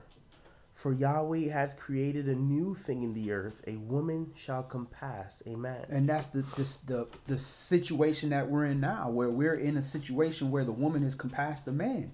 She has been empowered so much in this society where it's almost more profitable for her to be alone. The government gonna take care of everything for her. And then when they go to workplaces, whereas back in the 50s, they were not paying women a certain amount of money. Now they're paying women higher salaries than men to mess up the household. Now they don't do that with their women. They still oppressing their women and paying them less. But they'll take the Gentile woman and pay her more than the Israelite brother. Or they'll take the Israelite sister and pay her more than they will pay the Israelite brother. Go ahead. Thus says Yahweh of hosts, the Elohim of Yashra'al, as yet they shall use this speech in the land of Yehuda and in the cities thereof, when I shall bring again their captivity. Yahweh bless you, O habitation of justice, and mountains of holiness. And when he's talking about bring again the captivity, he's talking about ending it. Go ahead. And there shall dwell in Yehuda itself, and in the cities thereof together, husbandmen, and they that go forth with flocks. For I have satiated the weary soul, and I have replenished every sorrowful soul. Upon this I awaked, and beheld, and my sleep was sweet unto me. Behold, the days come, says Yahweh, that I will show the house of Yashra'al, and the house of Yehuda with the seed of man, and with the seed of beast.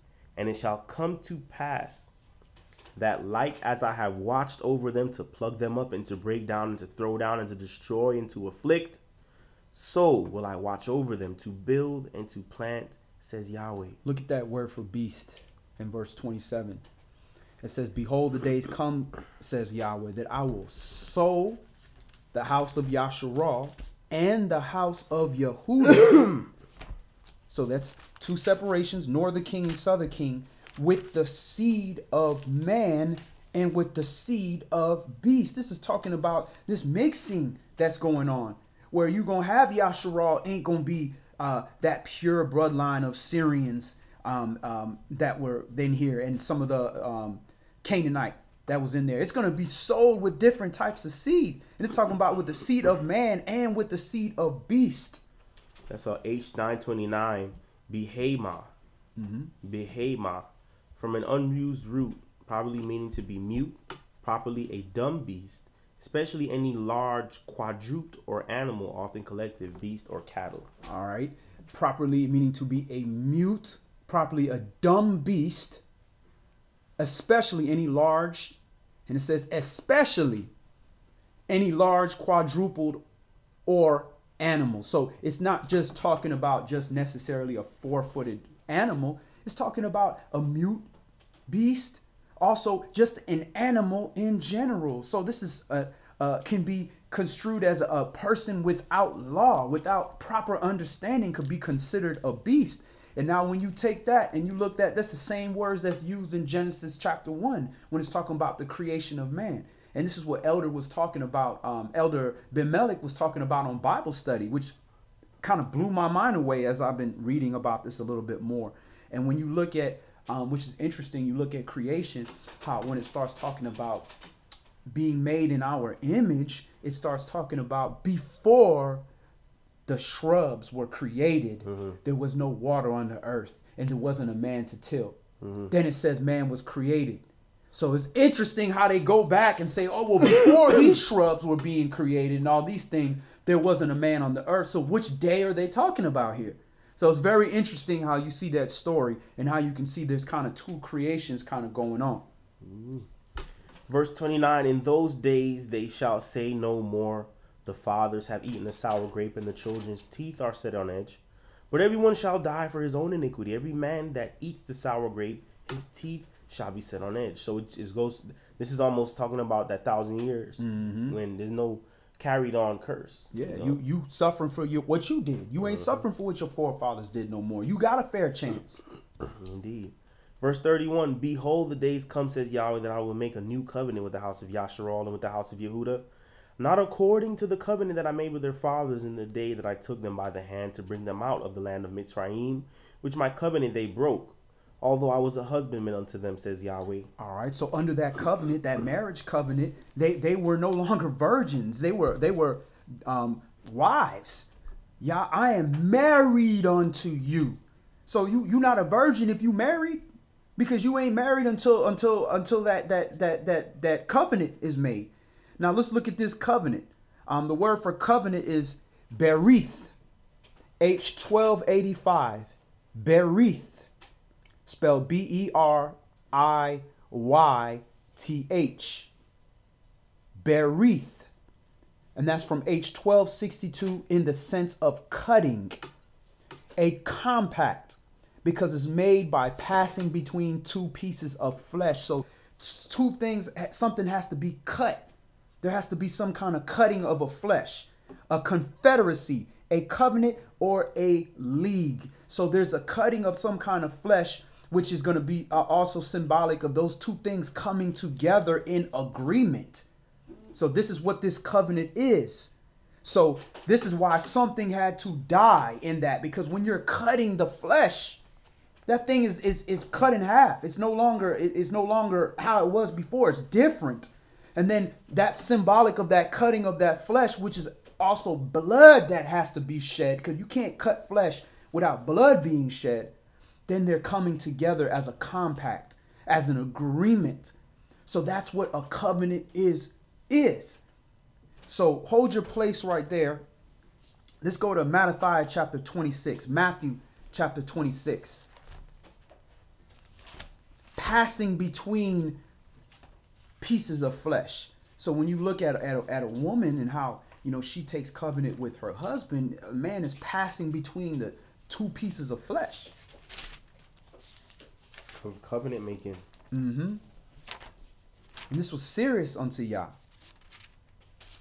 Matthew chapter 26, and we're going to read verses 26 through 28, and we're going to look at something here. And as they were eating, Yahshua took bread and blessed it and brake it and gave it to the disciples and said, "Take, eat, this is my body." So he's giving them, he's breaking the bread, this word, and he's giving it to his disciples. Take this word from me. This word, understand this word is my body. I am the body. This is my body. This is what makes you the body. Word, you got to ingest this word and you got to become the body because you are the body of Mashiach. I'm making you the body. I am the head. Go ahead. Verse 27. 27. And he took the cup and gave thanks and gave it to them, saying, "Drink you all of it. For this is my blood of the New Testament, which is shed for many for the remission of sins." So this wine represents the blood, the spirit of HaMashiach.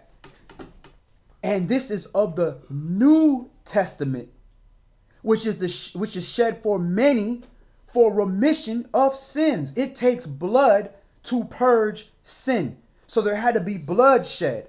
And it's talking about this New Testament here. And when you look at New Testament, the word in Greek, we're going to see the definition of testament in Greek. If we look at testament, it's G1242. G1242 in the Strongs. And that word is diatheke. Diatheke. Spelled Diatheke. Diatheke. And that's from G1303, properly a disposition. That is a contract. So this is the blood of the new contract, especially a divisory will, covenant, testament. So this is the new covenant. He's giving more explanation of the new covenant. And who's he sitting down with here? His disciples. He's sitting down with Israel. So Jeremiah 31 and 31 tell you who this new covenant is. It's between the house of Yashra'al and the house of Yehuda. And now it's talking about this blood being shed, because when you have a covenant, berith, there has to be a cutting of flesh. There has to be passing between two pieces of flesh. A covenant, a league being made here, a compact. So when you see this is testament, that's just another word for covenant. It's just a Greek word for covenant. And you know, Aki, even in Jeremiah chapter 31, verse 11 says, "For Yahweh has redeemed Jacob and ransomed him from the hand of him that was stronger than he." So the only way that they can be redeemed, especially if the thing that was causing them to lose their redemption or lose their former glory was sin, how are you going to redeem them from that sin? How has Yah always redeemed his people from sin prior to Yeshua?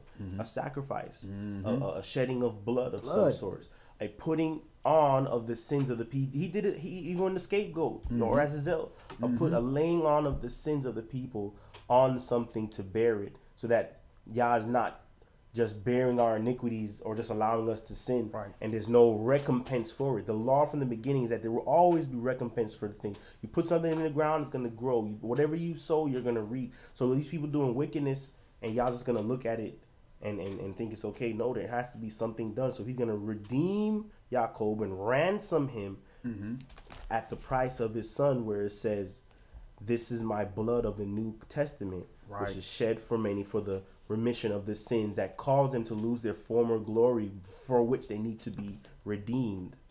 Absolutely. And you saw one lamb was killed, cut, the blood was shed. And what happened to the other lamb? The other one is sent into perdition. He sent it to the wilderness. He sent out in the wilderness to bear the transgression of Yashra'al. So you see why we are going into the wilderness and we have to bear the transgression of the people. So you see here, there had to be bloodshed.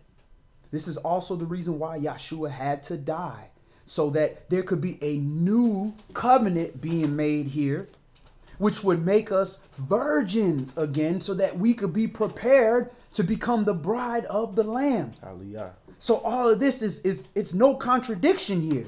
All of this is being prophesied in Jeremiah chapter 31 and 31, and then it's being brought up again in Hebrews about this same new covenant word for word. And they use the word testament here, but you see here in the Greek, diatheke is just a synonym for testament, covenant, period. And he's saying for the remission of transgression, of sins. And it's a shed for many. Go ahead. Mm-hmm. And continue it all in Matthew. Go ahead, Elder. Yeah, also you can look at it as, as we've been reading, we can touch off on the same thing we were saying before. It was just the strengthening when he's making his covenant, how he's refreshing us to come back into the fold so we can become the bride we're supposed to be. No, we're going back to so we allow, to have, how you say, fall into that area of power where, the enemy will not deal with us that way anymore because we have the power to crush his head. And not only that, we'll be able to one day go back into the garden so we can eat freely of the trees of life. So we won't die, we live forever because we have a righteous heart because, that's a new covenant. When we do what Yahweh says, we get to that part, and he writes his name upon our heart, that we will not sin anymore. Then basically we've made it because we've gone into the kingdom. We've proven ourselves before the Most High by our obedience unto him. So we become that bride, become married to the Father, become children of the Most High, become true family. We've suffered in the path of our brother. So we have shown ourselves to be proven, that we are a sharpened sword in his sheath. So these are the things how we become that nation. Because Yahweh chose us, but also we have to show him that we want him by being obedient to him so we can be that bride. So all these things from Matthew, from Genesis, from Shoftim, we going through all these different phases to show how we are supposed to be the children of the Most High. So how and why and how he's going to gather the nations, because we are going to show him and we will obey him. And absolutely. We want to have our hearts, with the true name upon us, so we will not sin anymore. So, I'm just trying to culminate everything together here because this is what this is saying. It's showing how we are going to be that nation. Absolutely. And he's gonna confirm everything you're saying about the heart in Jeremiah. We're going back to Jeremiah 31, and he's going to confirm all of that. That's that cutting of flesh, passing between two pieces of flesh. You had Yashra'al representing that, and then you had also us with our hearts being circumcised, where you're cutting that flesh, and you're going to see the confirmation of that here in Jeremiah chapter 31, where you're going to have that circumcision of the heart. You have Elder Ben Melech in his artwork. He shows that new covenant when he shows that heart. And you see that it's a heart and then it's cut at the bottom. It's flat. And that pointy piece, that sharp piece is being cut off like a circumcision of the heart, showing that the heart is being circumcised. Go ahead. Jeremiah. He's talking about in Hebrews, chapter 8, verse 8. Talking about how you're going to make that new covenant with the children of Israel. So this is what that's talking about right now. So I just want to bring that point up. Right. Absolutely. It's being restated in Hebrews chapter 8 and verse 8. Go ahead. Jeremiah chapter 31 and verse 33. But this shall be the covenant that I will make with the house of Yashra'al after those days, says Yahweh. I will put my law in their inward parts and write it on their hearts, and will be their Elohim, and they shall be my people. And this is the covenant that I will make. This is the testament that I will make, the New Testament, the new covenant, the new compact, the new promise that I will make. That means it hasn't happened yet. He will make this. We're in the processes of this happening. We're in the process of this circumcision of the heart that's happening, where I'm going to put my law in their inward parts. But first, you got to have the commandments in your head. You got to have the commandments. There's a difference between commandment and law. The law is where we're trying to get to, the understanding of the righteousness. But you got to have the commandments first in your head so that you can have the law in your inward parts, in your heart, so you can know how to keep the law. Because it's different in each situation. It's not apples to apples every time. You got to be able to judge a matter righteously and say, what is the lawful thing to do in this situation? This is why you had judges. There would no need to have judges if you just had a commandment. Here's the commandment. Did you do it? Yes or no? Okay. No. Great. Lake of fire. Up. Stone him to death. No, you had to have a judge to judge. Did he keep the law? And here's the commandment, which is the framework, the lamp. Go ahead. Verse 34, and they shall teach no more every man his neighbor and every man his brother, saying, Know Yahweh. Has that happened yet? We still have to be showing each other. We have every Shabbat we out here trying to bring new people in here. Every time we go out and do ministry, we having to introduce Yahweh to people. Hey, have you heard of Yah? Do you know who Yah? Go Psalm 68 and 4. Go to there he is. Yah, extol him by who rides in the heavens by his name, Yah. We got to tell people. Many of them know. That's how you know we're getting closer to the time where you used to run into certain people. I've never heard that. Now you're running into homeless people and you're running into regular people on the street that said, no, I've heard that. I know Yah. I've heard of that. Well, do you know him? You've heard the name, but do you know him? Go ahead. Verse 34, and they shall teach no more every man his neighbor and his brother, saying, Know Yahweh, for they shall all know me, from the least of them even unto the greatest of them, says Yahweh. For I will forgive their iniquity, and I will remember their sin no more. So from the least unto the greatest of them shall know. So that also including these other nations. We are the greatest because we are supposed to be the head. They're supposed to be the tail. But even they got to know Yah. But how are they going to know Yah if the priests don't know Yah?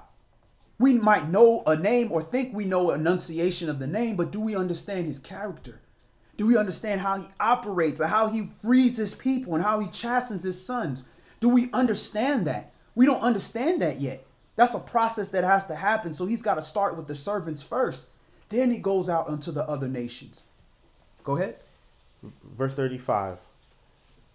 Thus says Yahweh, which gives the sun for a light by day and the ordinances of the moon and the stars for a light by night, which divides the sea when the waves thereof roar. Yahweh of hosts is his name. If those ordinances depart from before me, says Yahweh, then the seed of Yashra'al also shall cease from being a nation before me forever. Forever.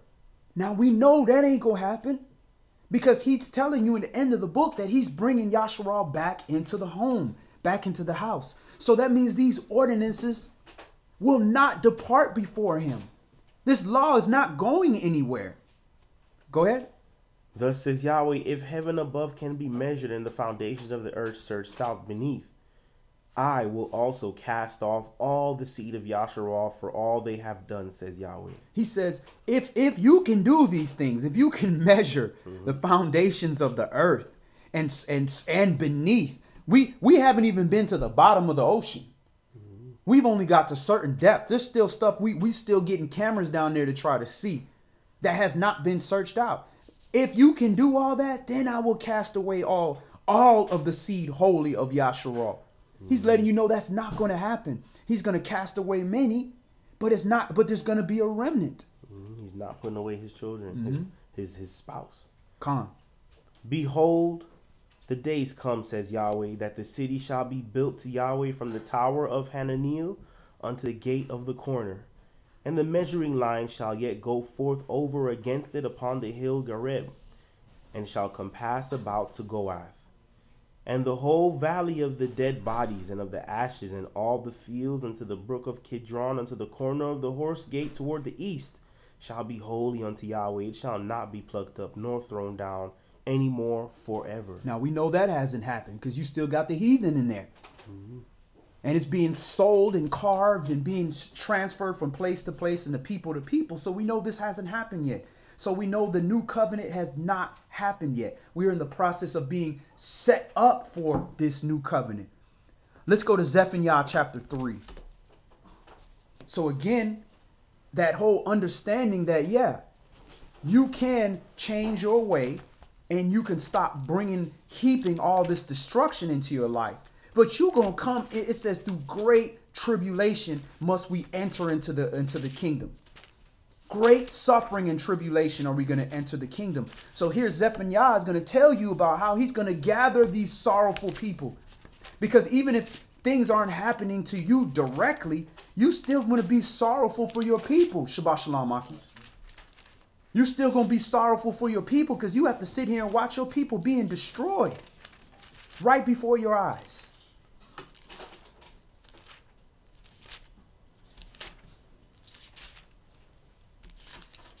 Zephaniah chapter 3. And if you look at Jeremiah chapter 14, it talks about how we're not going to remember Yah at this time. And our children that will be brought into the land are not going to remember Yah as how we remember him. We remember him as Yah that brought the children of Yashra'al of freedom from Mizraim. So we stand and we say, hey, listen, you know, we're constantly reading. Do you not remember how I freed you from Yashra'al? Do you not remember that? He got to constantly remind us, and we're reading about this.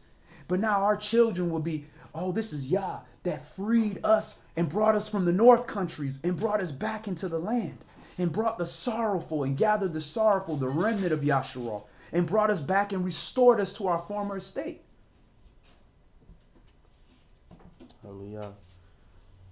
Zephaniah chapter 3 and verse 1.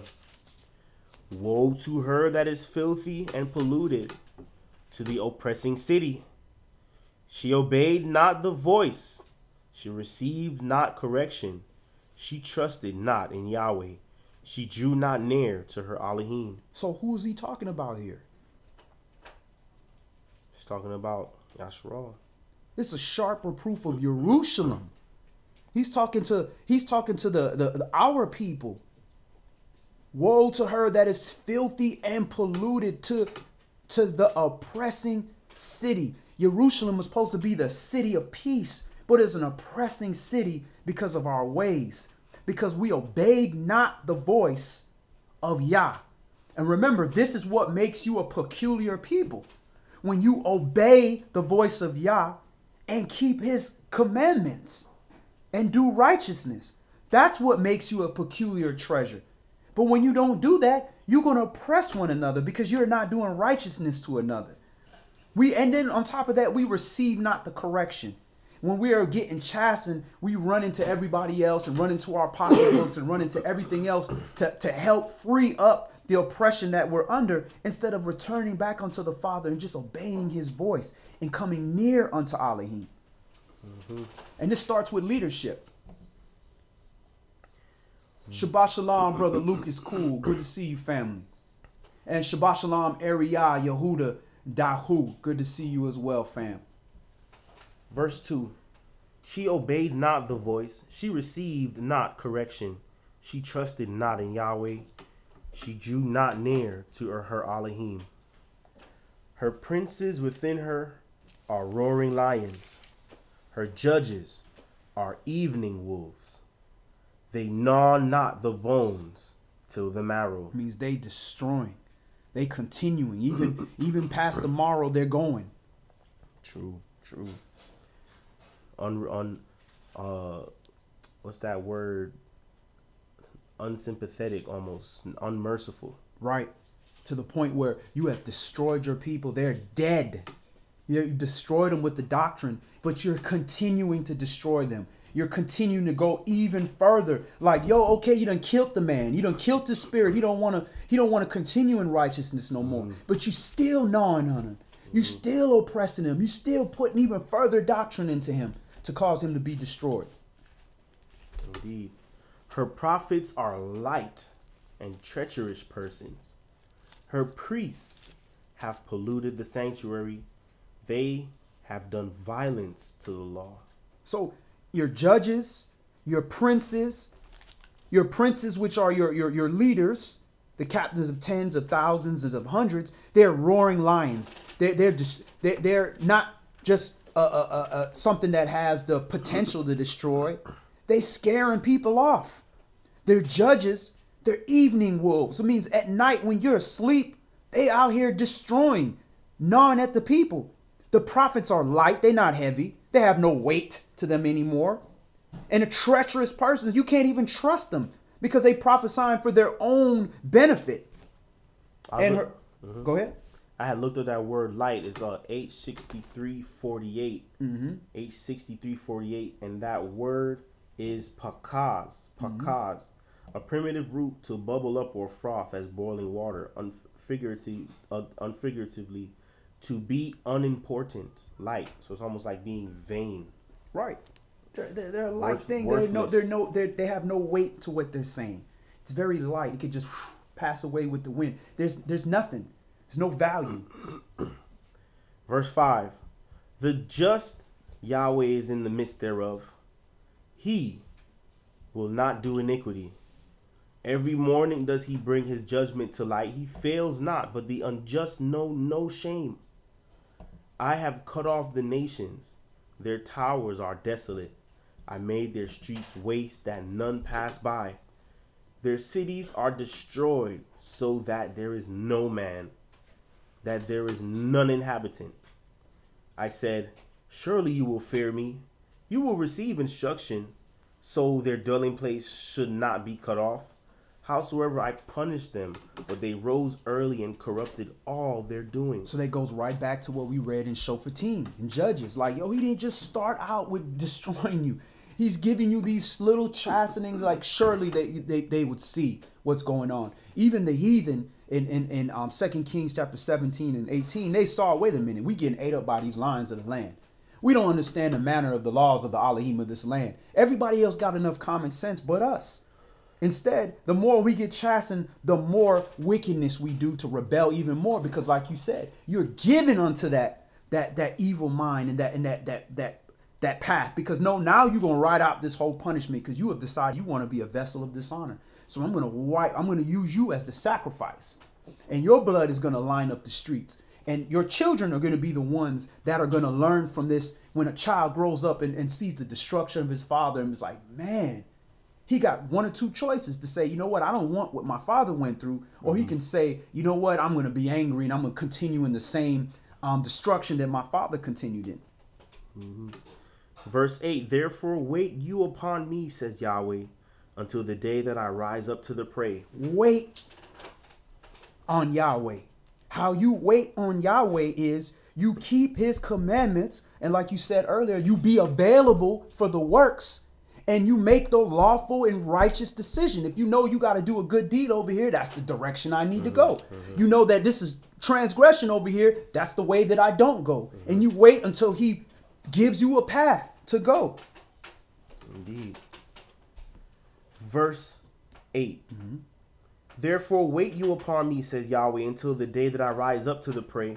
For my determination is to gather the nation, that I may assemble the kingdoms, to pour upon them my indignation, even all my fierce anger, for all the earth shall be devoured with fire of my jealousy. So he gonna assemble the kingdoms. So that means these people gonna come at you. They coming for you. So he can pour out his indignation. Now, doesn't mean that you got to run away from all the other nations, because some of these people of the nations going to be grabbing a hold of you to help you because they want salvation, because they understand, they see what's going on, because the Holy Spirit has been poured on them as well. So that doesn't mean go become a racist or a nationalist where you're just not going to deal with nobody else. But understand that some people are being gathered for his jealousy and fire to be poured out. And that includes your own nation as well. When it talks about Israelite gathering, the gathering of Yashra'al is two different gatherings. Some are being gathered to be a remnant. Others are being gathered to be witnessed against and be judgment. And you can decide what you want Yahweh to choose you for. Yahweh gonna make the decision, but you can show, this is the sign I want to show you, Yah.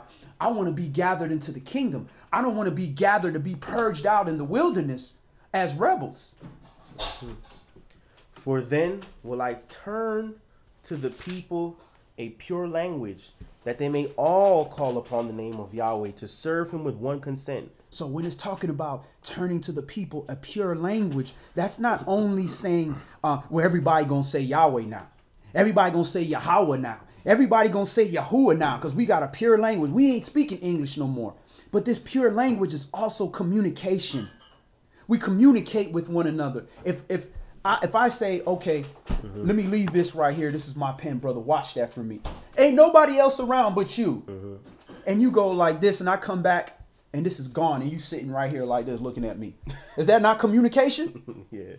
That's communication that you a thief, that you have no love for the Most High because you don't have no love for me. That's how you love the Most High. You love your brother. You don't have no kind of explanation. Hey man, I got a black guy. I tried to fight this dude, but he overpowered me. Man, bro, but I got another pen for you. You can use mine. That's communication too. So this is the communication. We're going to have pure communication because we're going to have the love of Yah and the law in our hearts. And we're going to keep these commandments to one another, and we're going to move on one accord. And we're going to be able to trust one another. I don't know which way we need to go. Bro, we need to go this way. But why should we trust me? We need to go this way. It's pure communication. I trust you because I know you're a man of Yah. You're not going to try to lead me towards this mountains where they got all the pigs, where the pig farmers are. I know you're going to lead me to Mount Zion. We're here because you understand these scriptures. You understand Olivet is where he going to return. You have this understanding. We have pure communication amongst one another. And we're going to start removing those words like Monday and meet me on Monday and the moon's day. Meet me on Thor's day. All these different things are pure communication that's going to come. There's no confusion amongst us because he's removed the adversary, which is Babel and confusion. And we are now in that secret place. Indeed. Verse 10. From beyond the rivers of Ethiopia, my suppliants, even the daughter of my dispersed shall bring mine offering. In the day in that day shall you not be ashamed for all your doings, wherein you have transgressed against me. For then I will take away out of the midst of you them that rejoice in your pride, and you shall no more be haughty because of my holy mountain. He gonna remove all those people that are rejoicing in the pride. We Yashra'al. We the chosen people. Yeah, all us gonna be saved. Forget everybody else. It's about us. Were you gonna do some works for your people? No, because all Israel gonna be saved. Let's wave this Israel flag. We the chosen people, all them people that got pride for you and your name. Well, if you have love for your people, your so-called pride, which is a bad word to be used, should be shown in your works and your love for your people, that you truly are appreciative. The word pride should be removed with appreciation, with humility, with servitude for your people and for the other nations, if it be righteousness to do so. Verse 12. Verse 12. I will also leave in the midst of you an afflicted and poor people, and they shall trust in the name of Yahweh. The remnant of Yashra'al shall not do iniquity nor speak lies, neither shall a deceitful tongue be found in their mouth. For they shall feed and lie down, and none shall make them afraid. So he's giving you some more clues of who the remnant of Yashra'al is. The remnant of Yashra'al shall not do lawlessness, nor speak lies. Neither shall a deceitful tongue be found in their mouth. Shalom. But yet you got all that hatred in your heart for me. They shall feed and lie down, and none shall make them afraid, because their fear and their dread is Yah. They not fearing man no more. They not loving their lives unto death. They not loving their lives unto death. They find, listen, I understand I'm a servant. I'm a chess piece on this block. If you got to take me out, you got to use me to take this queen out, and I got to die by the king, it's so be it. This is advancing our pieces on the board to get us back to where we need to be. And I know you're going to remember me in the afterlife. In other words, when my king returns, he going to say, give me that pawn back. I'm putting him back on the board because I got that piece again. Go ahead. Verse 14. Do we read 13? The remnant of Yashra'al shall not do iniquity, nor speak lies, neither shall a deceitful tongue be found in their mouth. For they shall feed and lie down, and none shall make them afraid. Sing, O daughter of Zion, shout, O Yashra'al, be glad and rejoice with all your heart, all the heart, O daughter of Jerusalem. Yahweh has taken away your judgments. He has cast out your enemy. The king of Yashra'al, even Yahweh, is in the midst of you. You shall not see evil any more. In that day it shall be said to Jerusalem, fear you not, and to Zion, let not your hands be slack.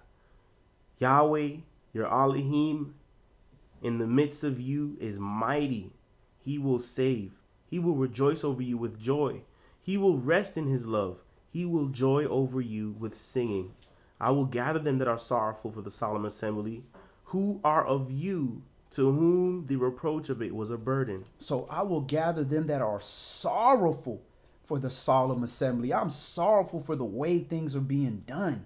This is supposed to be holiness, but you got people walking up in here with all this hatred in their heart and got issues with one another, but they not leaving their gift at the altar. And a reproach of this was a burden, that this is supposed to be Shabbat. This is supposed to be the holy days, the Moadim. But all of this is a burden because we can't even do this in our own land. We can't even do this in pureness. Go ahead. Verse 19, behold, at that time I will undo all that afflict you, and I will save her that halts, and gather her that was driven out, and I will get them praise and fame in every land where they have been put to shame.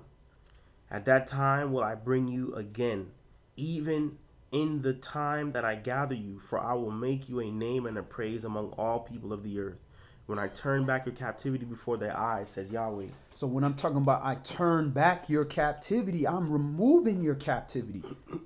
I'm removing your captivity. I'm taking that captivity off of your heart, and now you got a name again.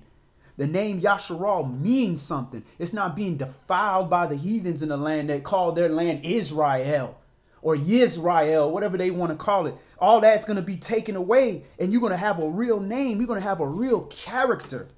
Shem, that's not always an appellation. You will have a real character and a fame about you. Oh, these are the righteous ones. These are Yashra'al. These are the righteous ones. I want to read something in Hosea chapter 2 real quick.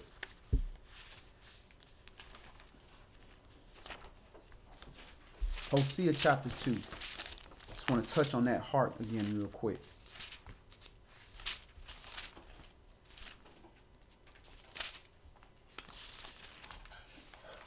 This is how Yah gonna speak to us in the wilderness. Remember how we'll have this pure language. How He's gonna speak to us. He's gonna speak through these hearts.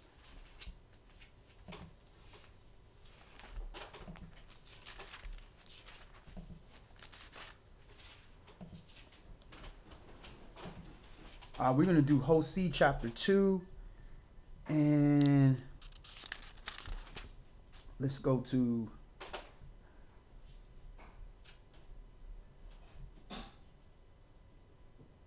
Nail sit and smell bono. Let's start this at verse 14. Hosea chapter 2. And we're going to start this at verse 14. We just want to read something real quick.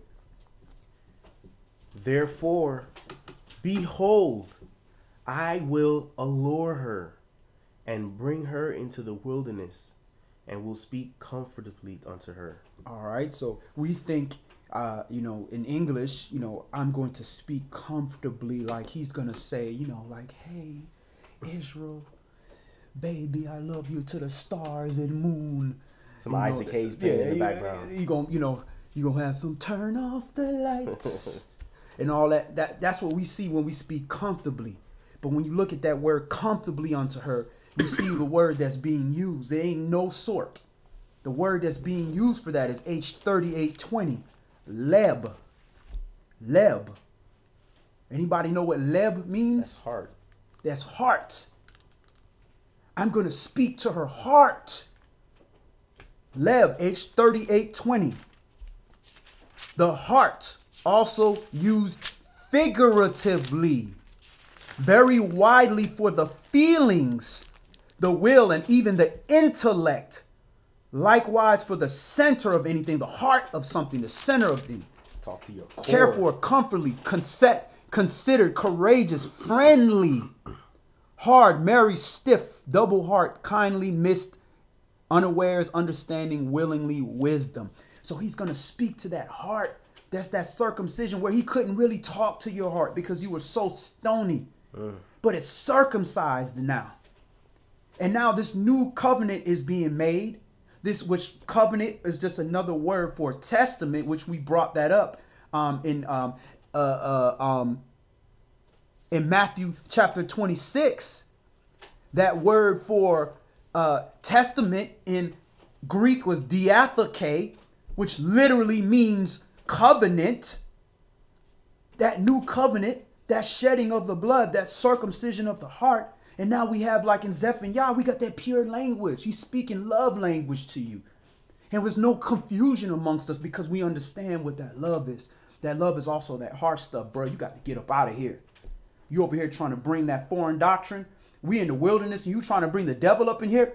That's getting cut off. Y'all purging that real quick. Because he said he was going to hide us from the devil. You the devil, you getting cut off. Or your heart getting cut. That piece is getting cut off and falling to the floor. And you're not bringing that foreign doctrine up in here. Because we trying to make it to the land. And we got 3.5 years that we going to be sheltered from this. So he's talking, I'm going to speak comfortably unto her. And I will give her her vineyards from thence. And the valley of Achor for the door of hope. What was the valley of Achor? What happened in the valley of Achor? Anybody? The accursed thing. Achan. Took that accursed thing and caused a bunch of innocent people to die. Not Achan. Achan didn't die right away. But where the hope was, cut off that accursed thing from among you. And he was cast into the valley. Killed and cast in there. Him and his whole family was thrown off into that valley. And that's the hope, that if you cut off that accursed thing, that stony part of your heart, if you cut that thing off, there's hope for you. And shall sing there as in the days of her youth, as in the day when she came up out the land of Mizraim.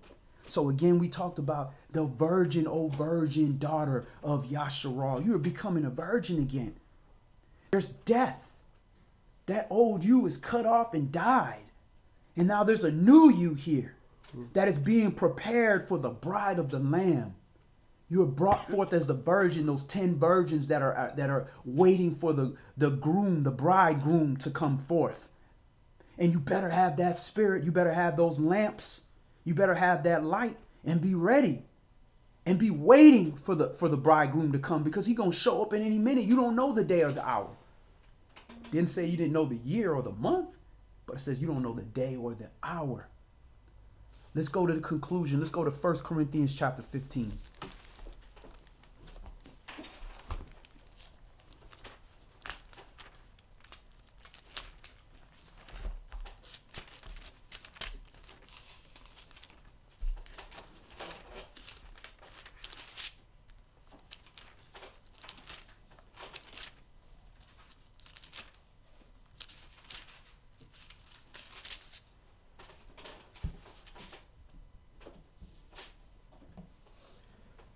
First Corinthians chapter 15 and verse 1.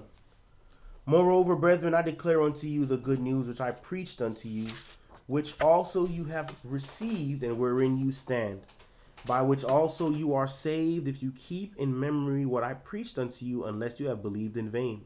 So in order to be saved, you have to keep in memory this good news that we're learning. This good news which was preached unto us.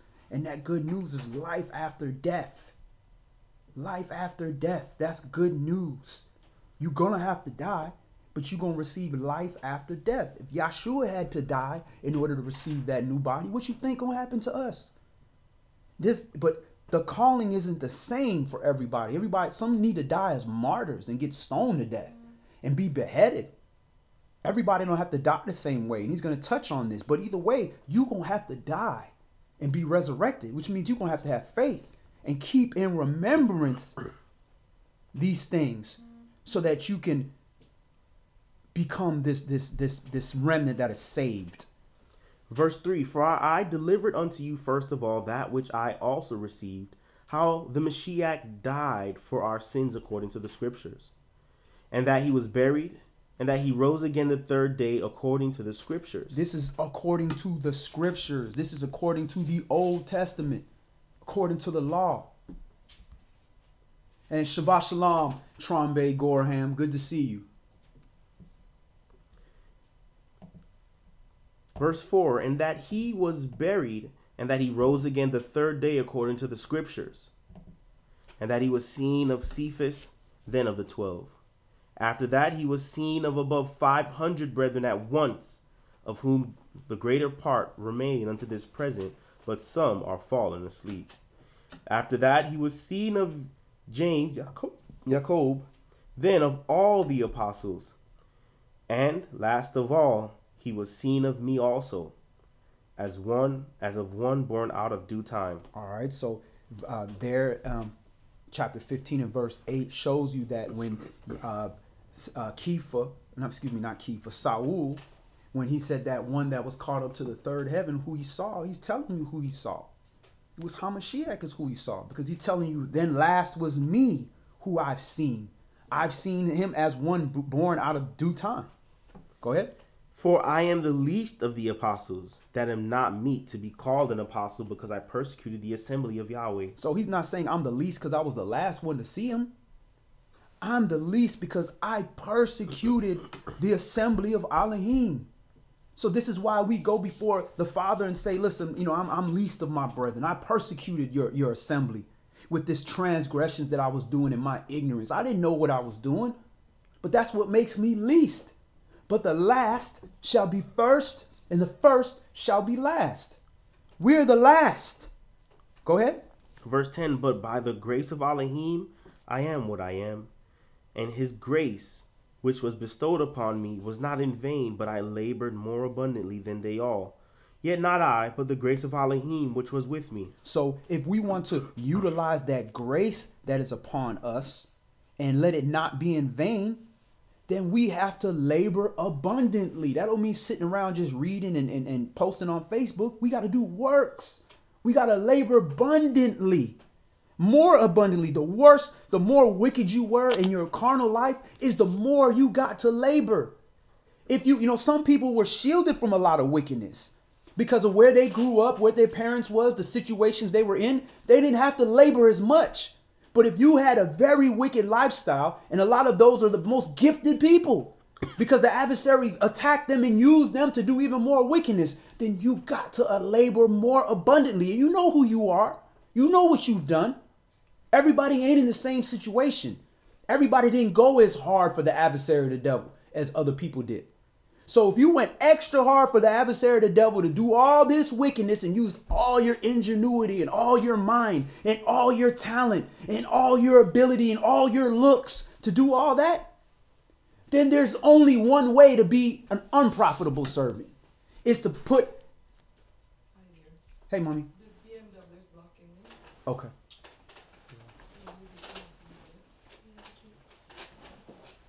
Then you're going to have to labor and do at least that amount of effort that you put into that wickedness just to be par, just to reach the bottom level.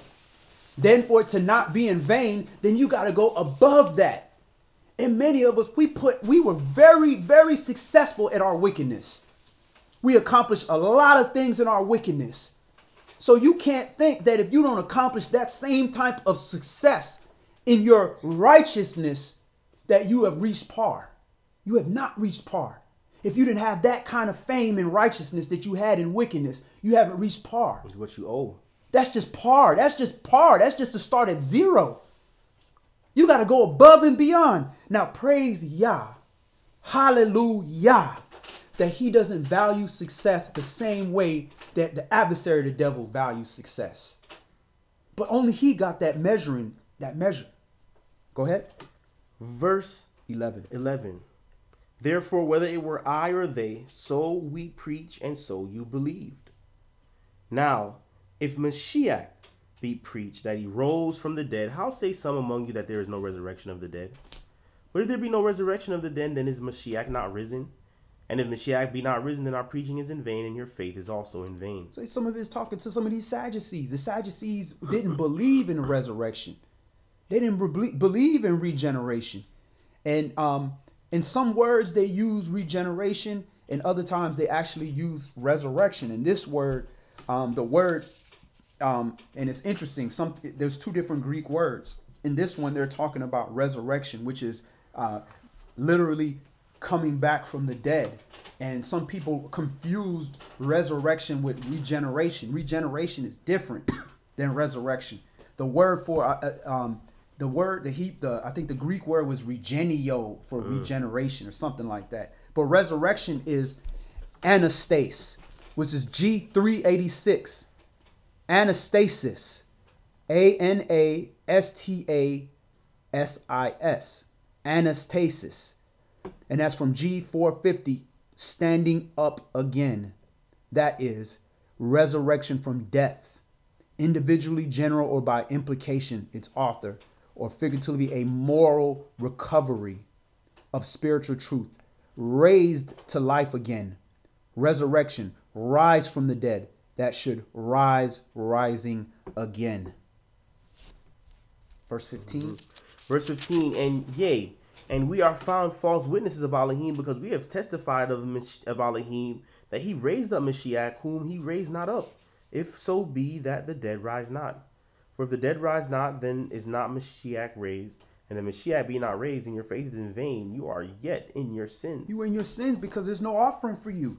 There's no sacrifice. You're not doing the sacrifice. We don't even have the temple in the way no more. You got the Sanhedrin doing the temple, and Pharisees and all kind of people, and you got your king is Herod.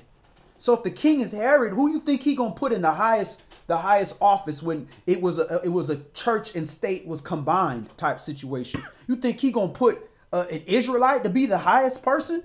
He gonna put his people in the highest places. You saw what the heathen did. Go ahead. Verse 18, then they also which are fallen asleep in Mashiach are perished. If in this life only we have hope in Mashiach, we are of all men most miserable. But now is Mashiach risen from the dead, and become the first fruits of them that slept. For since by man came death, by man came also the resurrection of the dead. So by man came death, not by the woman. By man came death. By man came also the resurrection of the dead. Get rid of that blaming Eve doctrine. Eve had a covering. Eve had somebody who told her the truth. Death could have been stayed from us if we did what a man was supposed to do. But instead, we worshiped the woman instead of worshiping Elohim. Verse 22, for as in Adam all die, even so in Mashiach shall all be made alive. But every man is in his own order. Mashiach the first fruits, afterward they that are Mashiach's at his coming. Then comes the end, when he shall have delivered up the kingdom to Yahweh, even the Father, when he shall have put down all rule and all authority and power. For he must reign till he has put all enemies under his feet. The last enemy that shall be destroyed is death. For he has put all things under his feet. But when he says all things are put under him, it is manifest that he is accepted, which did put all things under him. And when all things shall be subdued under him, then shall the Son also himself be subject unto him that put all things under him. And Yahweh may be all in all. All right. So once he's accomplished that and he's put all enemies under his feet, including death, that's when he got to turn it back to the Father. So how can they be having this doctrine that Yahshua is Yahweh? No. Different entities. He is part of Yahweh. He's part of Elohim, but he is not Elohim himself. He's not the Most High. Go ahead. Verse 29, else what shall they do which are baptized for the dead, if the dead rise not at all? Why are they then baptized for the dead? And why stand we in jeopardy every hour? I protest by your rejoicing, which I have in Mashiach Yahshua our Master. I die daily. I die daily. What does he mean by I die daily? Put aside his own desires and his own personal agenda and doing everything for Mashiach. Khan, absolutely. The old person is dying daily. Yes. You're not going to change it just because you dipped in the water and came out. All of a sudden, you're a brand new person. Nah. The head is new. You have Mashiach as your head. Before you had the adversary, the devil was your head. So now you are a new person, and you're saying, listen, I live for Mashiach. I live for this word through Yah. Through Mashiach, I live for Yah, through Yahshua. So I'm going to die daily. All these things with the flesh trying to be in control, telling me I need to do this, I need to do that. All of that is dying off daily.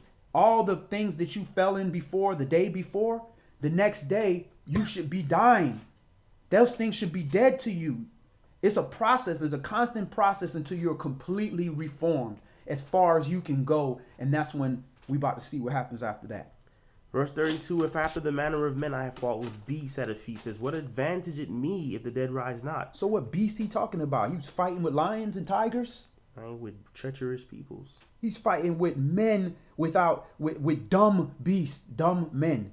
So again, you seeing here using that terminology, beasts, when it comes to talking about men without law. If let us eat and drink, for tomorrow we die. Verse 33, be not deceived, evil communications corrupt good manners. Awake to righteousness and sin not, for some have not the knowledge of Elohim. I speak this to your shame. But some man will say, how are the dead raised up, and with what body do they come? You fool, to which you sow is not quickened except it die. The seed has to die. The seed got to go in the ground and die, and it got to shed that old shell that it's in. It's got to become a new thing and sprout up to be a tree. So even the seed itself, when it's planted in the ground, it's got to be put in darkness. It's got to be put in darkness first. Then it receives water and light. Then it dies and sheds that old body and becomes a new body and grows and it constantly changes in that whole stage. Go ahead. And that which you sow not that body that shall be, but bare grain, that it might chance of wheat or of some other grain. But Elohim gives it a body as well as it please him, and to every seed his own body. All flesh is not the same flesh, but there is one kind of flesh of men, another flesh of beasts, another of fish, and another of birds. There are also celestial bodies and bodies terrestrial. But the glory of the celestial is one, and the glory of the terrestrial is another. There is one glory of the sun, and another glory of the moon, and another glory of the stars. For one star differs from another star in glory. So also is the resurrection of the dead. It is sown in corruption, it is raised in incorruption. It is sown in dishonor, it is raised in glory. It is sown in weakness, it is raised in power. It is sown a natural body, it is raised a spiritual body. There is a natural body, and there is a spiritual body. And so it is written, the first man Adam was made a living soul, the last Adam was made a quickening spirit. Howbeit, that was not the first which is spiritual, but that which is natural, and afterward that which is spiritual. So that which is natural has to die and become that which is spiritual. Go ahead. The first man is of the earth, earthly. The second man is the master from heaven. As is the earthly, such are they that are earthly, and as is the heavenly, such are they that are heavenly. And as we have borne the image of the earthly, we shall also bear the image of the heavenly. Now this I say, brethren, that flesh and blood cannot inherit the kingdom of Yahweh, neither does corruption inherit incorruption. So when it says, and we have borne the image of the earthy, that's what you started with first. Let us make man in our image. And then we shall also bear the image of the heavenly. So there's two different images you were created in. Understand that. And remember that when you're reading Genesis chapter 1. Go ahead.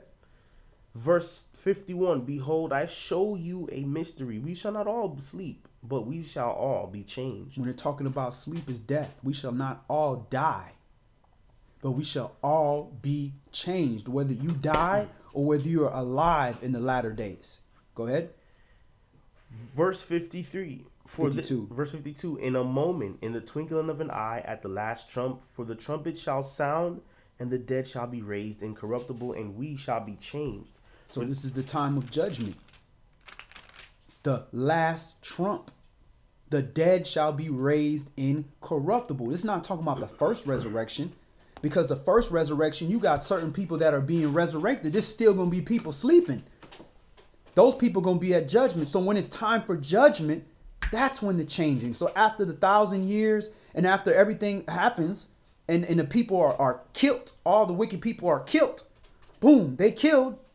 Then the trumpet blows and then everybody that is dead, not including the first people in the first resurrection, they're saved. They're safe from all this. Death can't touch them anymore. Now everybody else who is still in the ground or died from that big blast from Elohim in heaven, all those people that died from that, all of those people are going to be raised up incorruptible. Now you like the Walking Dead. You can't be killed. You know, even if they cut your head off or do whatever, you can't die. And at that point, those who are still alive, they're going to be changed too. That's going to be the twinkling of an eye. You're not going to know. But it's going to be a moment in the twinkling of an eye to just about everybody. Because when you die, you have no concept of time. When you're asleep, you don't know how long you're sleeping. Verse 53, for this corruptible must put on incorruption, and this mortal must put on immortality. Mm-hmm. So, when this corruptible shall have put on incorruption, and this mortal shall have put on immortality, then shall be brought to pass the saying that is written, death is swallowed up in victory. O death, where is your sting? O grave, where is your victory? The sting of death is sin, and the strength of sin is the law. But thanks be to Elohim, which gives us the victory through our Master Yashra'al Mashiach. Therefore, my beloved brethren, be you steadfast, unmovable, always abounding in the work of Yahweh, for as much as you know that your labor is not in vain in Yahweh. So that's his sharp conclusion and remark to this whole changing of the body. Be in the labor of Yahweh. Be in the works of the Most High. And that is not just going out there feeding people in the street. It's when you see your brother or sister, when you talk to your family, when you're an ambassador out in the street, when it's time to keep a commandment, when nobody is around and nobody can see anything. You're in the labor of Yahweh. So that's all we're going to do today. Any last questions or comments before we close in prayer? I'd like you to email me this lesson. Okay. Personally, yeah. You can keep that, but I'll email you the. Yeah, I need to, just in case I have to teach it somewhere. Right, because print it off. Because in case you lose the book of gold, where you had all those original classes, bro. But you know that happened for a reason, though. Yeah, somebody got Enoch calendars, drawings, and the original, like, the war table where we sat there and had to figure all this stuff out and did the calculations, and somebody probably started a whole new assembly with that thing, man. You never know, man. They got gold for real. All praises. I'll definitely email that to you. It'd be funny later on in life. Somebody's like, "You're Jonathan. Look." I'll be like, "Oh." Somebody gonna do that in the kingdom. Be like, "Oh, you mean you're Jonathan?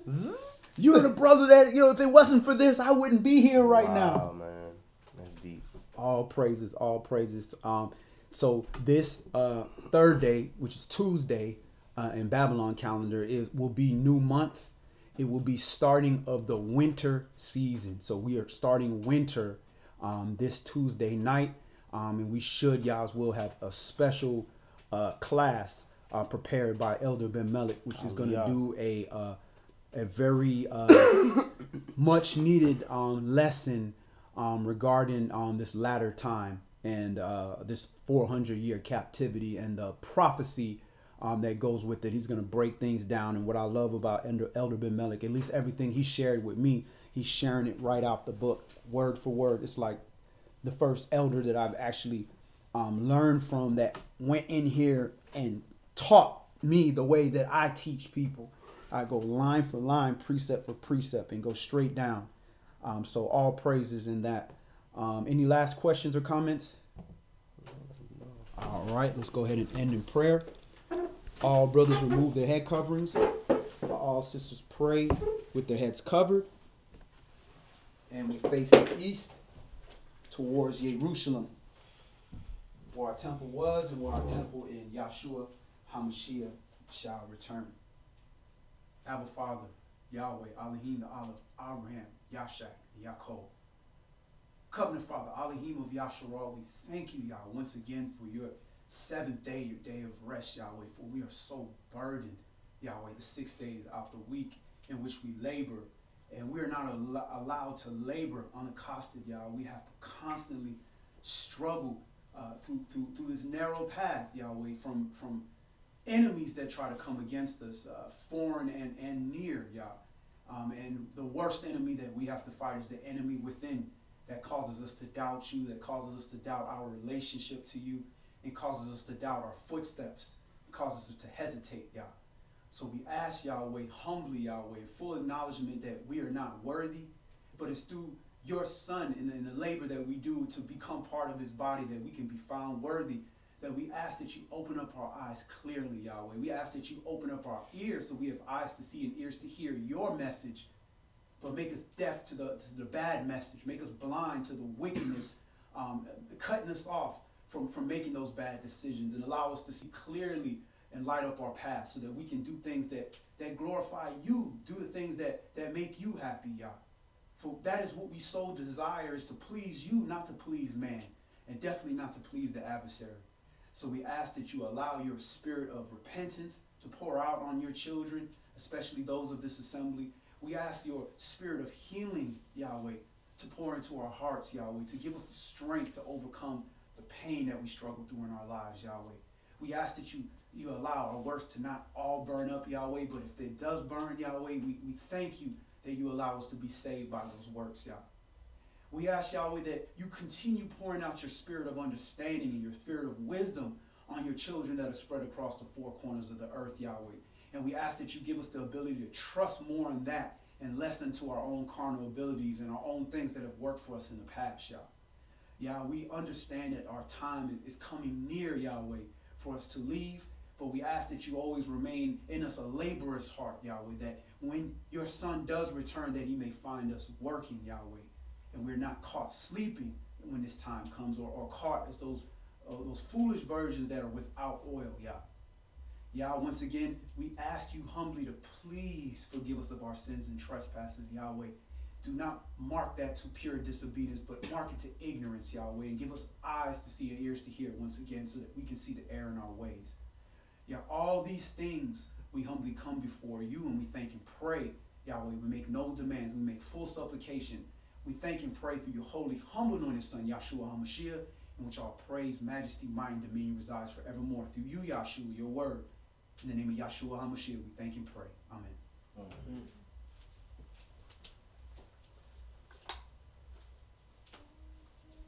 Can you get a post on that, Brother West? Shabbat Shalom, Good to see you.